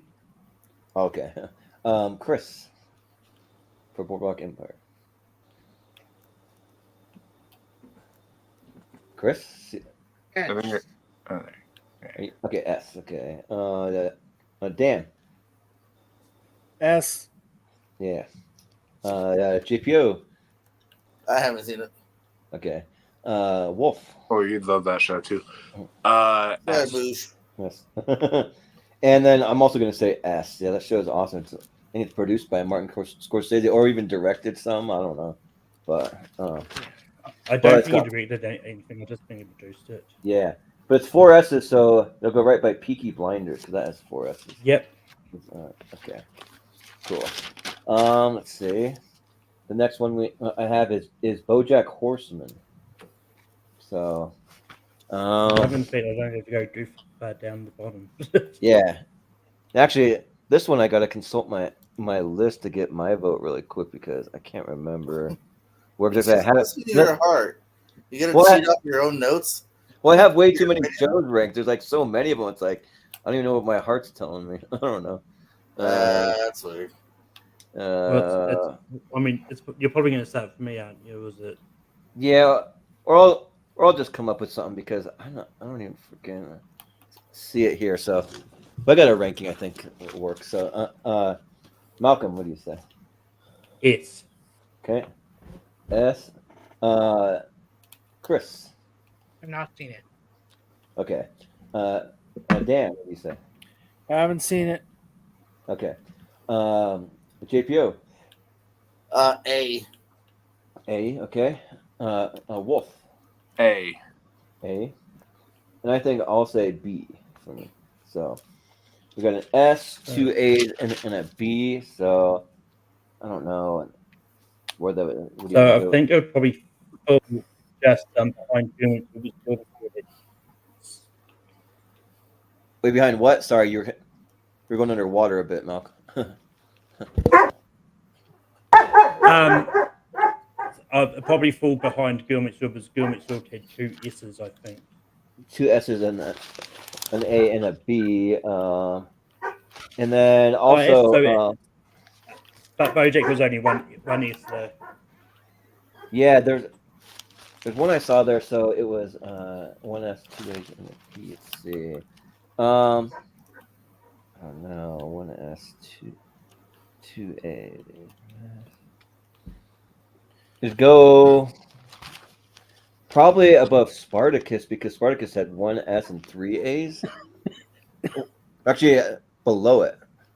You go like right below. Yeah, it. so actually, it's probably a case of should really speak Spartacus for his following, and Bosch only had 1 S and 1 A. What? Yeah, right. So that sounds right. Okay. Up next we have Orphan Black. So, Malcolm, what do you say about Orphan Black? Where'd you rank it? Haven't seen. Okay. Chris, what do you say? S. S. Okay. Dan, what do you say for Orphan Black? A. A. Okay. JPO, what do you say? A. I have not seen. Okay. Wolf, what do you say? S. S. Okay. And I will also say I haven't seen it, so. Such a good So that means 2 S's and an A. So let's just see. It probably go above Nathan for you because that's only 2 S's. So that's probably where it's going to be. Well, I mean, then Nathan for you is actually going to would actually drop down because we're at over 10 in there anyway. Oh so. yeah, yes, but it end up in between and Nathan for you and Rick and Morty. I think it's just right there. So whether that puts it at the top of A or the bottom of S, I don't know. But well, I mean, it's probably going to end up there, as I said. Yeah, I so think we left Nathan for you up there because it only had 2 S's. So that had 2 S's, but then this one had 2 S's and an A, so that's like an extra person that has actually seen it. I think that counts. yeah. So, But yeah, no. As I said, it's probably going to drop down. There's more people have seen those than they've seen Nathan Few if you get one. Oh yeah, and then yeah. and then yeah, it'll be right there. That's fair. Okay. Yeah. Let's see. We have Outlander. Will be the next one. So Outlander. Yeah. So what do you say, Malcolm, for Outlander? Seen 1 episode, but not enough to give it a vote. So I haven't seen. Okay. Yeah. Chris, what do you say? Give me an S for the last dead gone. S. Okay. Dan, what do you say for Outlander? A. Okay. No. JPO, what do you say? I never seen Outlander. Okay. Wolf, what do you say? How many episodes qualify for you to have seen it? If I'd say at least 3, like would be like the Okay. minimum. Because if it's about 3 minimum, I've seen maybe like 5 episodes. Yeah. So I'll That's say okay. like a low A right now. Okay, yeah. And I have not seen it, so that puts it at an S and 2 A's. So let's see. Maybe just about there. Interested to see how they tip landing with the ending of the show. Let's see. I think you said Spartacus was. Spartacus 1 S, 3 was. A's. Yeah, and 1 S and 3 A's. Yeah, versus 1 S. So that was and 1 S and 2 A's. and- So that's probably 6 there. Yeah, so just below that. Yeah, that's good. Let's see. Then we have Raising Hope. So what do you say, Malcolm? Haven't seen. Okay. Chris, what do you say? A. Okay. Dan, what do you say for Raising Hope? I haven't seen it. Okay. JPO, what do you say? S. Yeah. And Wolf, what do you say? I hope you're not mad at me when I say I haven't seen it. Oh. Man, this one's so. Let me see. Yeah, I gotta say A, I think. So 1 S and 2 A's. Was that the same as the last one? Yeah. So Same as right next Outlander. to- Yep. Yeah, which is right next to Outlander. Okay. I then we- think it's a tough list to make. Yeah, right. Well, as you can see, there's so many dang TV shows. Yeah, but we have Silicon Valley. So, what do you say about Silicon Valley, Malcolm? At this point, I should just put it on a board and just flash the board. Haven't seen it. Okay, yeah, sure. He's writing on a whiteboard. Yeah, but Chris, what do you say? I'm not seen it. Okay. Dan, what do you say? B. B. Okay. Hold on. GP. Are we really just gonna pass by the fact that Dan just admitted that he saw a comedy show? Yeah. What the hell just happened? S. You saw a comedy show from the makers of Beavis and Butthead. Wolf, what do you say? B. B, man, you guys are crazy. I'm gonna say S. So 3 S's and 2 B's. So let's see what that does. Or wait, no, sorry, 2 S's and 2 B's. I'm sorry, I wrote an extra S there. So 2 S's. I mean, So what was Girl Girl Meets Meets World World again? Yeah, it's got 2 S's, an A, and a B. So it'll probably be right below Girl Meets World is where it's gonna end up there. Okay. Next we have Portlandia.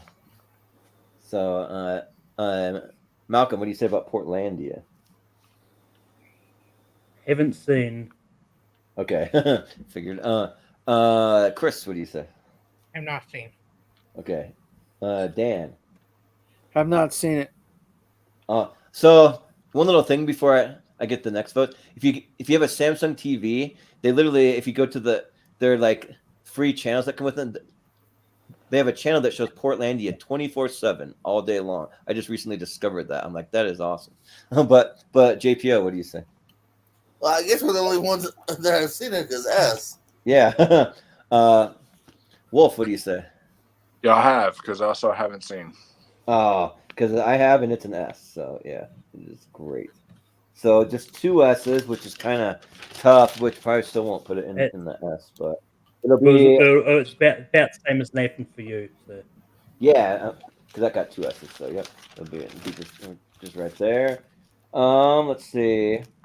We have drunk history.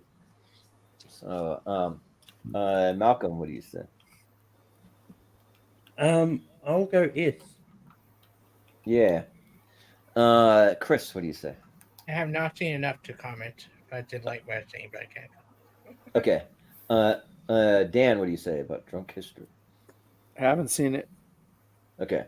JPO. It's informative.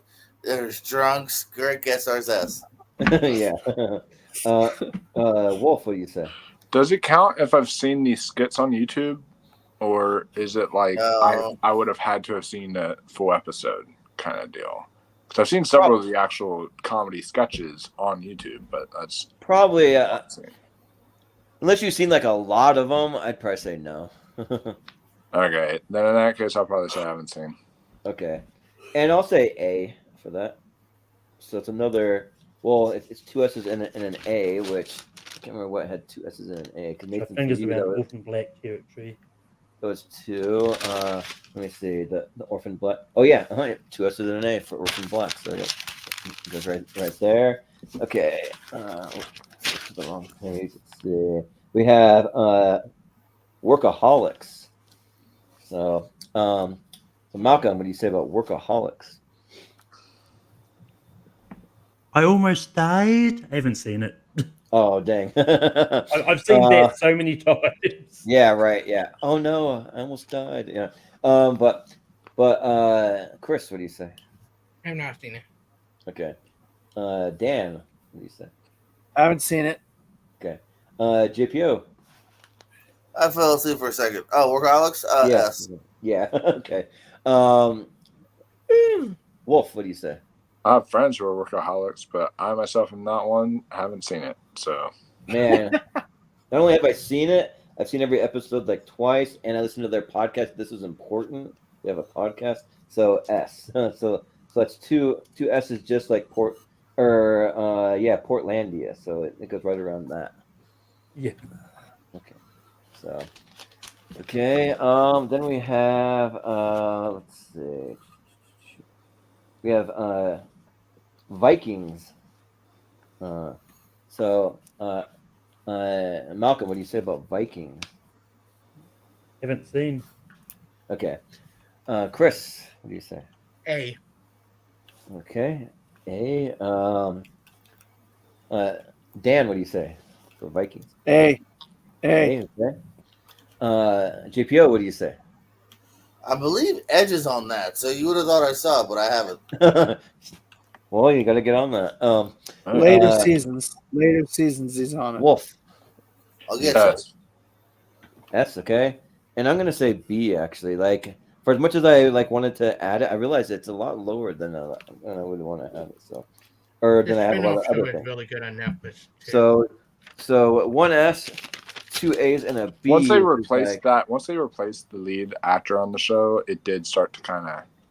So I think Travis that's Fimmel. funny enough to be like just under Spartacus because I got 1S and 3 A's, which would be I kind of also similar kind of shows. like it better when it was called Last Kingdom. So I think that's Yeah. that's where it goes, right under Spartacus. Okay. Yep.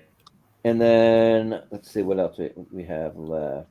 We have Orange is the Once New upon a Black. time. Ooh. Yeah. But Oh yeah, we'll get to that one next. But Malcolm, what do you say about Orange is the New Black? I haven't seen it if you asked me. Okay. Chris, what do you say?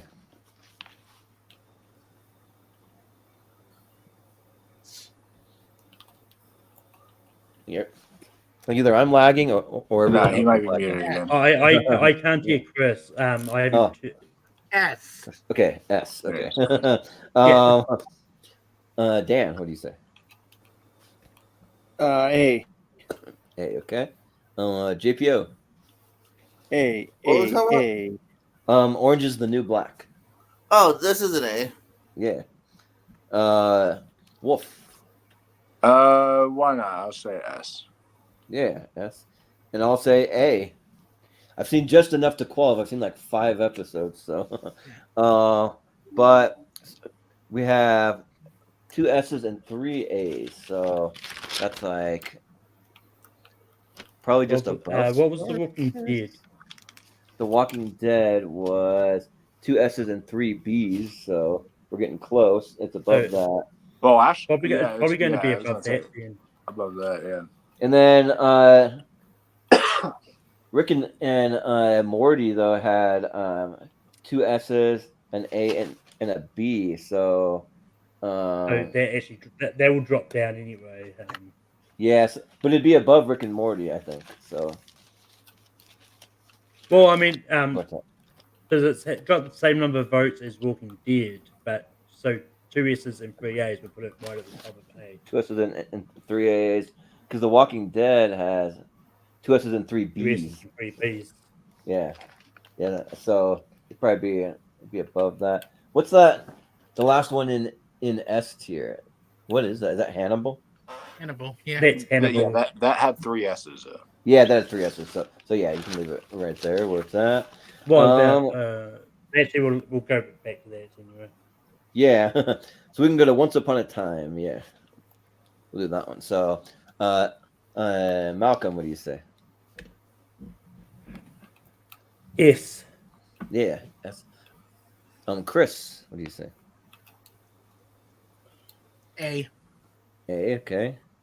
Dan, what do you say?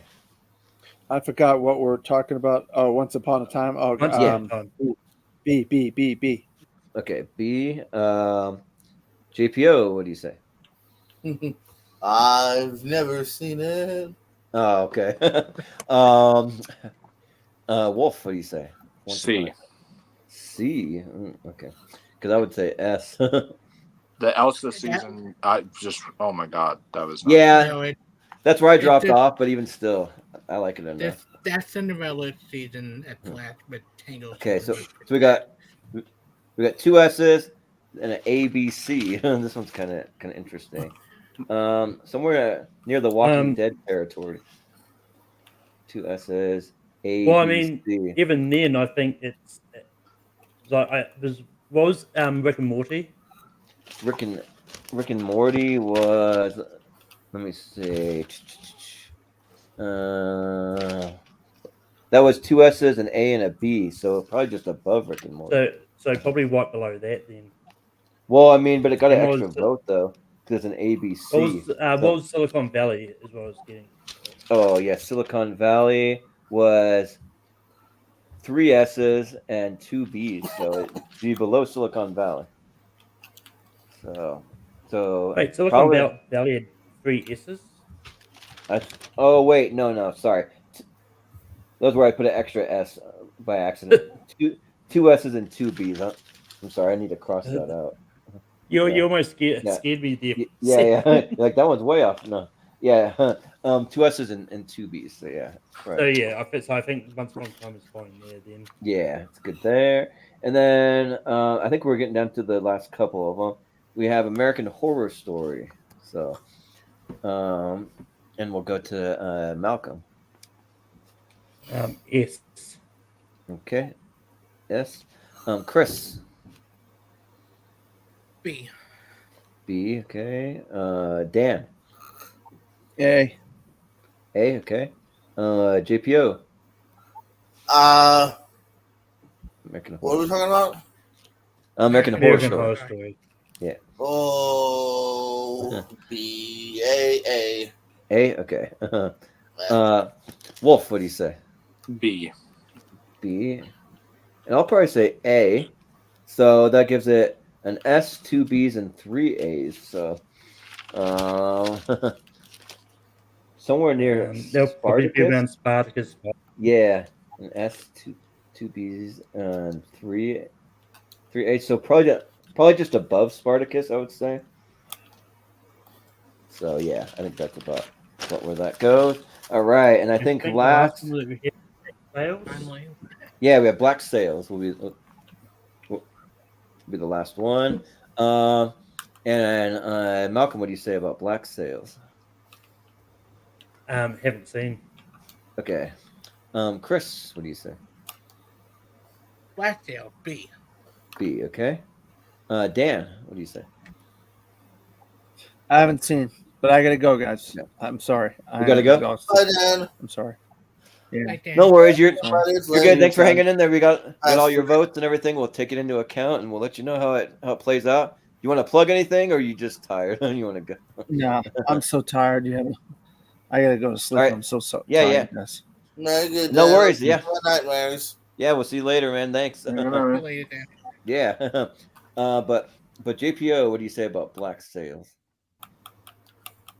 Blackish? Black Sails. Black Sails, sorry. I haven't seen it in that case. Close, but not quite. Wolf, what do you say? S. S? And I'll say A for me. So it's got a B. You will say pass or S? You said S. I said S. Oh, my bad. Yeah. So the order of votes went BSA for Boy Scouts of America. Oh yeah, there you go. No. Hey, I was yeah. So 1 S, 1 A, and a B. So I don't know. What was Outlander? Outlander. What do we even have Outlander? What the heck? That one someone nominated? Yeah. Yeah. Like in the Hail Mary round, I mean. Oh yeah. It had 1 S and 2 A's. So yeah, it's actually close to that. 1 S and 2 A's. So because I think the B probably dropped down to below Outlander. So I think it'd be just below Outlander. All right, so that's the end of the voting. So now we can kind of see what we want to do with this S tier here. So how much do we have there? So Hannibal. Actually, we'll start with the Hail Mary round. That's probably easier. Oh, you mean so I think the honorable mentions? Yeah. Start with the 3 honorable mentions first. That's probably easier. Yeah, because Once Upon a Time got Orange is the New Black, Walking Dead, and I switched them around because I think Once Upon a Time had more votes than Girl Meets World as well. So yeah, it had 2 S's, an A, a B, and a C. And Girl Meets World, I think, had 2 S's and 2 B's. I had 2 S's, an A, and a B. So yeah, it'll be above that. And then The Walking Dead. So I think our 3 honorable mentions is Orange, Walking Dead. Had 2 S's and 3 B's, which I think that means that Once Upon a Time might be higher than The Walking Dead, bro. I think because it's got 2 S's, an A, B, and C. I don't know. It's like kind of close. Walking Dead was 2 S's and 3 B's, so I think the 3 B's probably outweigh the A, B, C there. But okay, and then Orange is the New Black. We had 2 S's and a 3 H. So that's probably exactly how it's going to be. I think. Just those 3 in that and order. Actually, I think we might have to add one more. There's 3, 6. Oh yeah, 1, 2, 3, 4, 5, 6, 7, 8, 9, 10. 10, Oh, we gotta 12. bump 2 down actually. So So Hannibal. what was Hannibal and the Americans? Yeah. Oh, that hurts. Oh, that hurts. Yeah. So Hannibal had 3 S's, and then Yep. the Americans had 3 S's and a B. So I think the Americans are going to be above Hannibal. That hurts. Yeah, so we're gonna drop down Hannibal. Sorry, and then Key and Peele. Where's that one at? That one had three S's and an A. So I think that stays. I think. Oh, that you went with American and So I think but it'll still be an honorable mention, which actually hurts for me to bump out Walking Dead and Once Upon a Time, but I think we got to do it. Yeah, as long as the Americans and Hannibal are honorable mentions. Yeah, okay with me. Honorable mention, and then Orange is the New Black, which Orange is the New Black is one I've been meaning to get back to because I saw some episodes and didn't finish it. But let's see, so but we had Key and Peele was three S's and an A, but then Star Wars Rebels, we had 3 S's and 2 A's, so that is above that. Game of Thrones was 3 S's and A and a B, and then Peaky Blinders was 4 S's. So actually, all those stay so far. We may not even have to do much. Boardwalk Empire? Was that 4 S's as well? Let me see. Boardwalk Empire was also 4 S's, so we may have to vote there. But Brooklyn Nine-Nine. What did that have? Brooklyn Nine-Nine had 4 S's and an A. So I think we'll have to vote. We're voting between Boardwalk Empire and Peaky Blinders. So Boardwalk Empire and the Peaky Blinders. Which one would you have? Say 10, 9, 8 at your number 7. So which one would you rank higher? Boardwalk Empire or Peaky Blinders? Yeah, between we're at a tie. The two best gangster shows, yeah, they're like both gangster shows. So we'll see, but yeah, we'll go to Malcolm. Which one would you go for? The one I'd most likely want to watch first is Peaky Blinders. Yeah. Chris, what do you say? The Peaky fucking Blinder. All right. Yeah, Peaky fucking Blinders. Yeah. JPO, would you vote Boardwalk Empire or Peaky Blinders higher? JPO, are you awake? Hello? Nope. What's the question? Would you vote Boardwalk Empire or Peaky Blinders higher? Peaky Blinders. Okay. Wolf. He said. Oh God. Okay, Peaky Blinders. See, I would have gone Boardwalk Empire because I haven't seen Peaky Blinders, so now I kind of want to see it. But Peaky Blinders goes higher. That Andy Borg kind of hurt it a little bit. Yeah. But then Brooklyn Nine-Nine, that was 4 S's and an A, and then Sherlock was 4 S's and an A, so we might have some voting there. But Black Mirror was 4 S's and 2 A's, so I think we're voting between Sherlock and Brooklyn Nine-Nine. What would you put higher? Yep. So what's that spot? So Malcolm, what do you say between those two? Just because it's one I've seen, Brooklyn Nine-Nine. Yeah. Chris, what do you say? Brooklyn Nine-Nine. Yeah. JPO, would you go Sherlock or Brooklyn Nine-Nine? Let's get some comedy higher. Brooklyn, baby. Yeah. Wolf, what do you say? Oh, come on, JPO. You gave Sherlock an S. Okay. I'll say you gave both S's. Yeah, that's true. There's plenty of drama up front. Comedy deserves some love. It does, but I'm still gonna say Sherlock because it's in my top 5 shows of all time. So I'll say Sherlock. If you love it, rock. Yeah, I think I always lean a little more towards comedy, so I gotta go with Brooklyn Nine-Nine. So I think that goes higher. So that last season Sherlock hurt it. Sorry. Yeah. And then Black Mirror was Black Mirror stays where it is. Fargo and Justified, I think we're both 5 S's. Oh yeah, those are both 5 S's. So we got to vote between for the number 1. Is it Justified or is it Fargo? So this is for the number 1. So Malcolm, what do you say between Justified and Fargo? The one I'd most be more interested in watching first is Fargo. Yeah. Chris, what do you say? This is Sophie Trey here.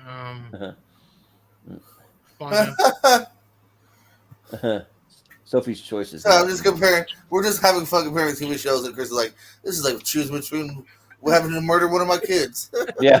Yeah. I don't know. It's quite Sophie's Choice. I'd probably murder the oldest one, whichever one's older. Damn. Because I'm the oldest. I have no questions. Who's gonna help around the house? Who's gonna give me foot rubs? All right, sorry, Chris. But,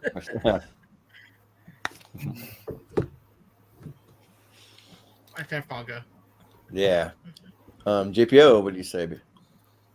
So we're doing Justified versus Fargo? Yeah. For number one. Oh. This is Sophie's Choice. Let's go. I'm gonna go Justified, even it out. Yeah. Wolf, what do you say? Yeah, CJPO, not so easy because holy crap, this is this is No, that's a good choice. I was never saying it wasn't easy. I just said I don't know if I can compare it to murdering your child. Is all I'm saying. But, think about it. That's what Sophie's Choice is. Well, that's what I'm saying. Whenever people say it, I'm like, it's not as hard, guys. Yeah. I think I'm gonna have to go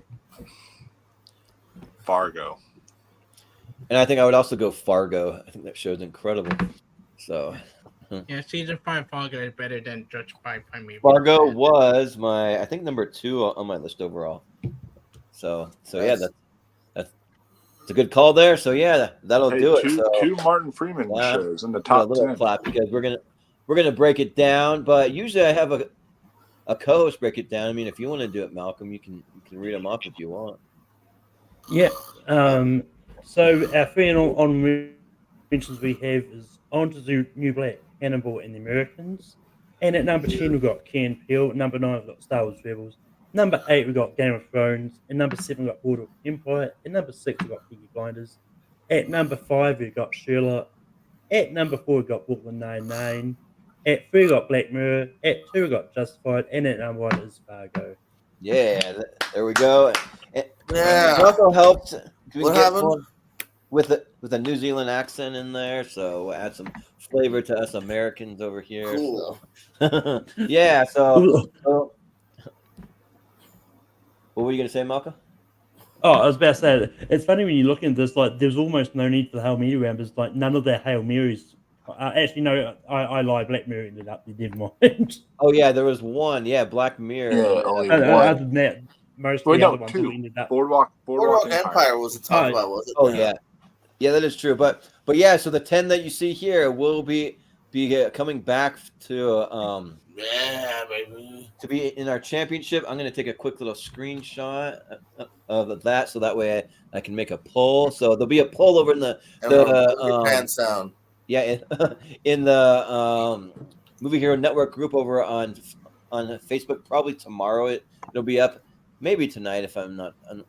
Don't get too tired, but and you can vote for yourself over there, and then let us know if you left anything big off, which I do see some things people might consider pretty big omissions. But yeah, this will be tough. And there's some that I need to watch for sure. Like my only main blind spot in that top 10 is probably Peaky Blinders. So I'm definitely gonna get on that and watch Peaky Blinders. So if you guys voted it above Boardwalk Empire, like I love it's a very quick binge, so you'll definitely get through that one. Nice. Well, you're good if I take this. Stop sharing now. You've got this everything you need, Jordan. Yeah. Yep. You can take it off, and we're good to go. So yeah, that was a fun episode, guys. Thanks again. Oh yeah. And thanks again for anyone that tuned in. We got Brian. He says 2 FX shows in the top 5. Yes, dude. They honestly are up there with had the movies. Now they have the shows. I know. Yeah, FX, I think, is like the second best quality show channel, right behind HBO. I've always heard about FX is they're very like creator friendly. Like, hey, we hired you for a reason. Make the fucking show you want to make. We're not gonna fuck with you heavily. Like, yeah, right. There's a lot of unique stuff over there. Yeah. The reason why when I go to New York Comic Con in October, going to the FX panel for What We Do in the Shadow. Yeah, right. Yeah. Oh yeah, I love that show.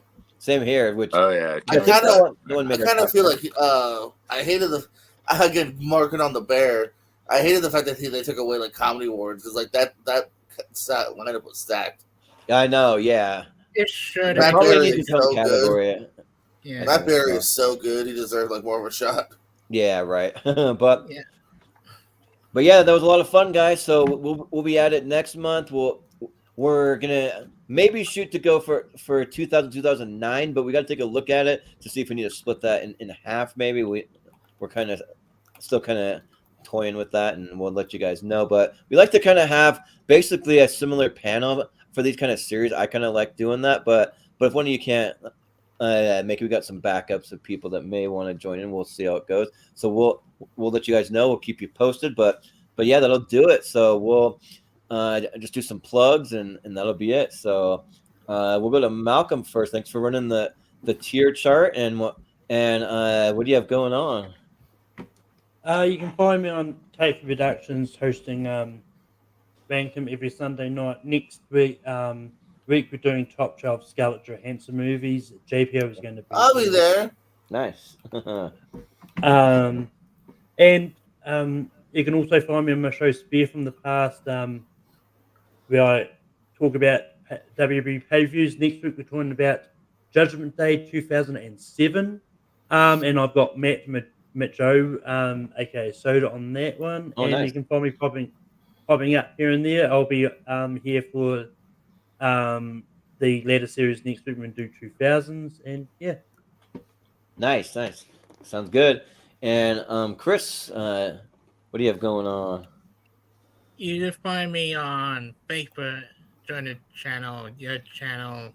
I just did the Cena Hood last week. For summer movies. You probably might see me again on the TV. I'm not sure. Every schedule's so over lately. Yeah.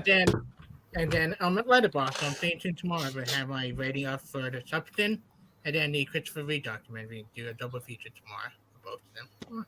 Superman, get it? Yeah. Oh yeah, the Christopher Reeve documentary, which maybe we might see me and Wolf when we go to Utah, which would be awesome because that trailer almost made me cry watching that. I'm like, oh my gosh, that looks good. I'll be there. I'll be there in time for us to be able to catch a 7:00 show. Yeah, nice.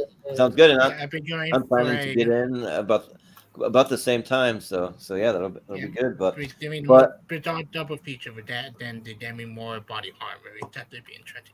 Oh yeah, there's that too. Yeah. Best movie of the year. Like seriously, that Demi Moore movie is so good. Holy crap! Trust you. Cool. Oh, yes, Is that the Substance or? Yeah. You gonna talk about? No. Seeing that first, and then Christopher Reeve one way after. Yeah. Well, JPO, what do you have going on? Hi. Hey guys, I'm not on this channel. You can find me over at the Periscope. I do shenanigans like lots of movie trivia. Over 400 episodes. Go watch all 400. I'm sure it won't take you long. Yeah. When I'm not doing that, I do top 10 sometimes. Next episode is 80s comedies. Gonna talk about those. When I'm not doing that, we do drafts. We're doing a 2000s draft tomorrow. When I'm not doing that, me and Wolfman are searching Pornhub for Game of Thrones and all those other great scenes. When I'm not doing that, I might be on Why We Love Horror. Lonely Marks, Thursdays, we talk wrestling. 1,000,001, a wrestling podcast, we talk wrestling. Wrestling Crusaders, we talk wrestling. Nice. Let's see here, Multiplex, Trivia. I'm still in the trios like tournament thingy. Protect your neck. It's a Wu-Tang reference. Nice. Pierce Wrestling, exclusive matches. And also trivia, and we talk wrestling. Okay. All right, I think I'm out of shit now. Okay. Letterboxd, JP Owens, follow me. But I do think it'd be funny to have someone on Patreon go through like a porn and like seriously like critique it though, by like a critic standard. No. Off air, I'm gonna make you do that episode. We're doing that for Patreon. Yeah, right. No, yeah, we're gonna do a whole ranking of like a tier list of all the porn stars out there. Yeah, right. Oh, damn. All right, well, I'll just talk about celebrity scenes, but all right. This is getting weird. Well, we wanted to do do our celebrity crushes, but that might have to be a Patreon one too. So we'll see. But you don't want people being like you're misogynistic or you're Well, this. also Like, because if whatever. you get me on that episode, We'll- I'm gonna we'll say be some not. misogynistic on I'm going to Patreon. say some Yeah. very not safe for work things about my celebrity crushes, like on the stream. If you got me on for that episode, Yeah, so. right. Well, there might have to be some alcohol involved in that one, maybe. but yeah, Wolf, what do you have going on? Yeah, so you guys can find me on my YouTube channel, Mega Movies. I will be reviewing The Substance for you guys tomorrow, just with how everything's been going lately. I haven't had time to film a review yet, but I'll be filming a review tomorrow. And then and it gives me time to even think on it more because like I've had to process that movie, so it gives me more time to think on it. I'm gonna review that for you guys, and then might even get Austin on there because the message he sent me was hilarious. Like, Yeah. Did he like the movie? He loved it. He's going to look at his phone if anyone wonders because he is Yeah. Streaming from his phone. Like I say, I'm interested to see. I know the ending devices from what I've been hearing from people. Yeah. No spoilers. I want to see it later. Yeah, right. Yeah. No spoilers. That's why I yeah. say I don't know that. Okay. I remember listening to Scott Perry and Jeff. Well, if you find it, Wolf, you can let me know. I just chime it in whenever you want. Good minutes. 2024 Substance. Yeah. Yeah. Right. Yeah, We'll so I might get him on for that too, because he freaking adored it like I did. So that's something that's coming up for you guys. Awards Roundtable is coming up because we're going to be talking, fall festivals and everything that just happened, and breaking down now our Oscar contenders and all that stuff with all the things that's been happening. Then, of course, I've got our trip coming up. We're going to be doing some vlogging for the trip and doing some epic stuff like that, where we're going to be filming, our theater reactions together, reviews together, whatever it might be that we decide to do. We can do like a review of the Christopher Reeves documentary with all of us together if you guys want, or whatever it might be, whatever we come up with. But also a huge thing I'm planning at the end of the month on September 30th is a horror trivia night, which is going to be just a bunch of horror officials. I think JPO, I reached out to you about. Yeah, did you say the 30th? I don't remember if you had a date. Yeah, set the 30th. So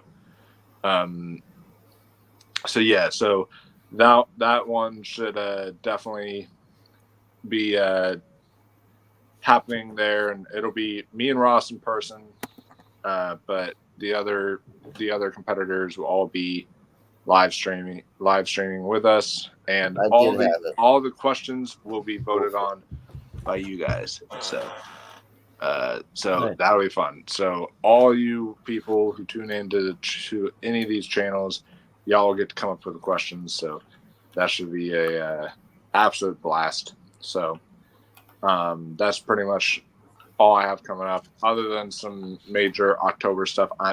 I am going to Halloween Horror Nights, so you guys can expect a huge blog of that as well. That'll be awesome. They're doing that. Yeah. An Insidious house that I want to freaking go to because that's my favorite horror movie. What's it, the Chucky thing? Yeah.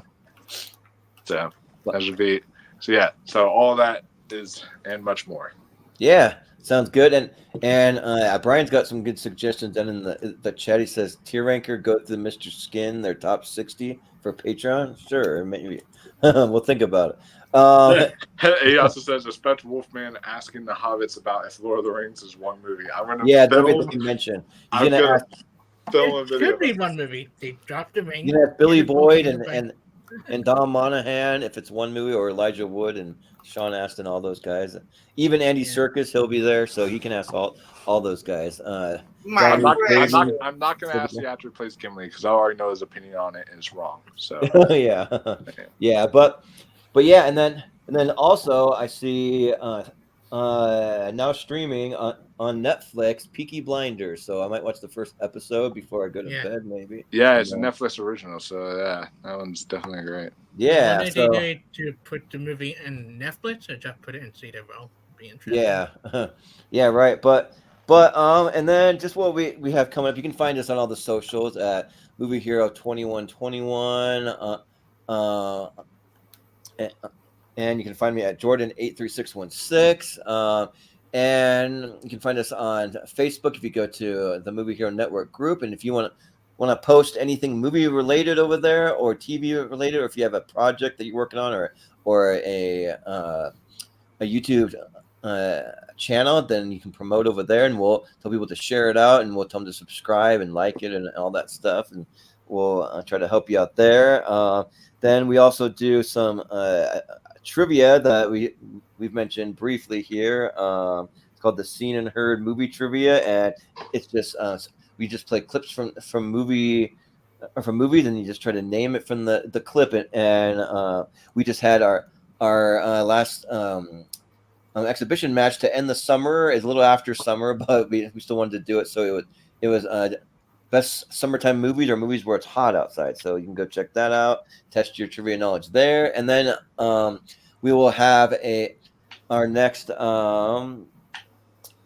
tournament match. We're in the midst of a tournament, which I'm trying to remember everyone that's on it while I bring it up. I know there's Rick Weaver, Maria Hammond, James Shimo, and my boy Rick. Yeah, and Jeremy Potters. Maybe you can call him Pickle Rick for the Rick and Morty love, you know? No, Wolf hates that. Yeah, right. Yeah, y'all can't call him Pickle Rick. That's off limits. Pickle Rick is banned. It's banned from your channel. Right. It's banned, or shadow ban. It's only banned for a little bit, but or for some people. But and then for we will have another exhibition coming up in October. We haven't set the date yet for it, but it's going to be a horror trivia match for October. So anyone who wants to do horror, just let me know, and we'll set whatever date works best for the group. So yeah, if you want to be in it, JPO, we'll put you down for that. And then wherever my schedule just went away on me. Okay. So what we have coming up, though, and then also we do the Seen and Heard music trivia. So we do the same thing, but with the music, we just play a clip from a movie score or a TV like theme song, and then you have to try to guess what it comes from, and that'll be on the Patreon, so we can actually play the music without getting any copyrights. And that will be probably the next one. Like, if I'm being honest, probably won't happen till like the beginning of November, just because we have a lot going on the next month. But just let me know if you're into music. And speaking of our Patreon, it's patreon.com/moviehero. We do have an episode where we did our favorite movie scores of all time. I've been pretty swamped and busy lately, so I haven't got it uploaded. But hopefully tomorrow that'll go up, and you can see that, because we did it about a week ago. So I want to get that up there for our Patreon subscribers that support us in the channel. We appreciate it. And we have some other tournaments we want to do, and maybe tier rankers. Probably most of these will be tournaments, but if anyone's interested, the ones we have on the schedule, best TV theme songs of all time, and we'll be able to play all the music for these on the Patreon. We have Elton John versus Queen.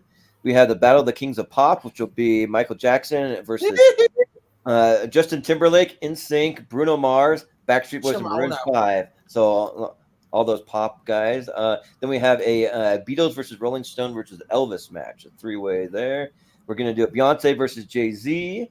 And then we're going to do the best female singers of all time, which we haven't decided if we're just going to vote straight up on the artists themselves, or like maybe like their most popular songs, and we'll decide based on the panel.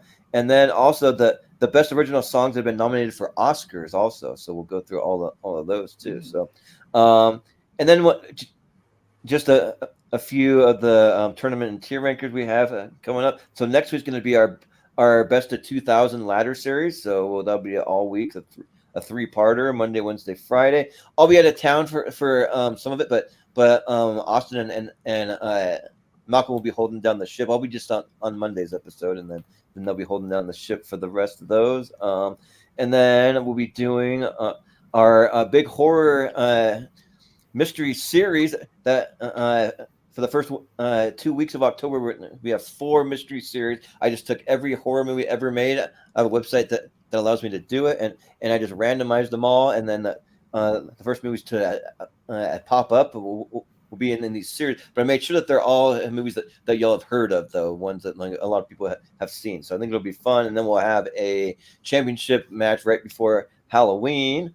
And then, of course, we have the best of 1999, the ladder series. That'll be a big year. So that one will be probably one of our toughest ladder series. Then we're going to be doing just a regular movie here on Mystery Tournament because we didn't do one last month. So going to be a little heavier on the mystery tournaments this month, but we'll have that. And then we're also doing the 100 most recent horror movies. We're just going to take, by release date, the 100 most recent horror movies to be released. We're going to do a tier ranker for those. So that'll be, be a tier ranker. Include me on that one because I definitely. Oh, yeah, for sure. Yeah. I'll get you on it.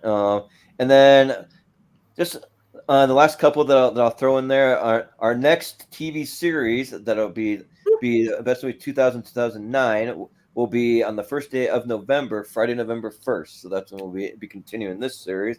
And then we will have a director's battle that will be the Scott, so like Ridley Scott and what's his brother's name? Scott. Tony, yeah, sorry. Versus the Cohen, sorry. It's getting late, but yeah, so we'll have that battle on it too. That's late. So that's everything. But since I am hosting tonight, I don't have a co-host. I don't have any kind of cool clip for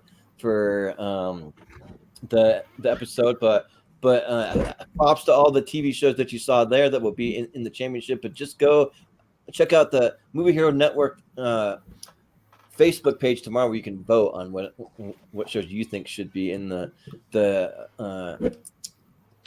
high on that list. So, but that is going to do it for us tonight. So thank you again for Dan Skip Allen, who was falling asleep and had to go, for Malcolm May, for Chris Diaz, for Jordan Owens, who was falling asleep but stayed here, and for Michael Wolfman Wyndham. And, I've been Jordan, the Movie Hero Anderson, and we'll see you next time.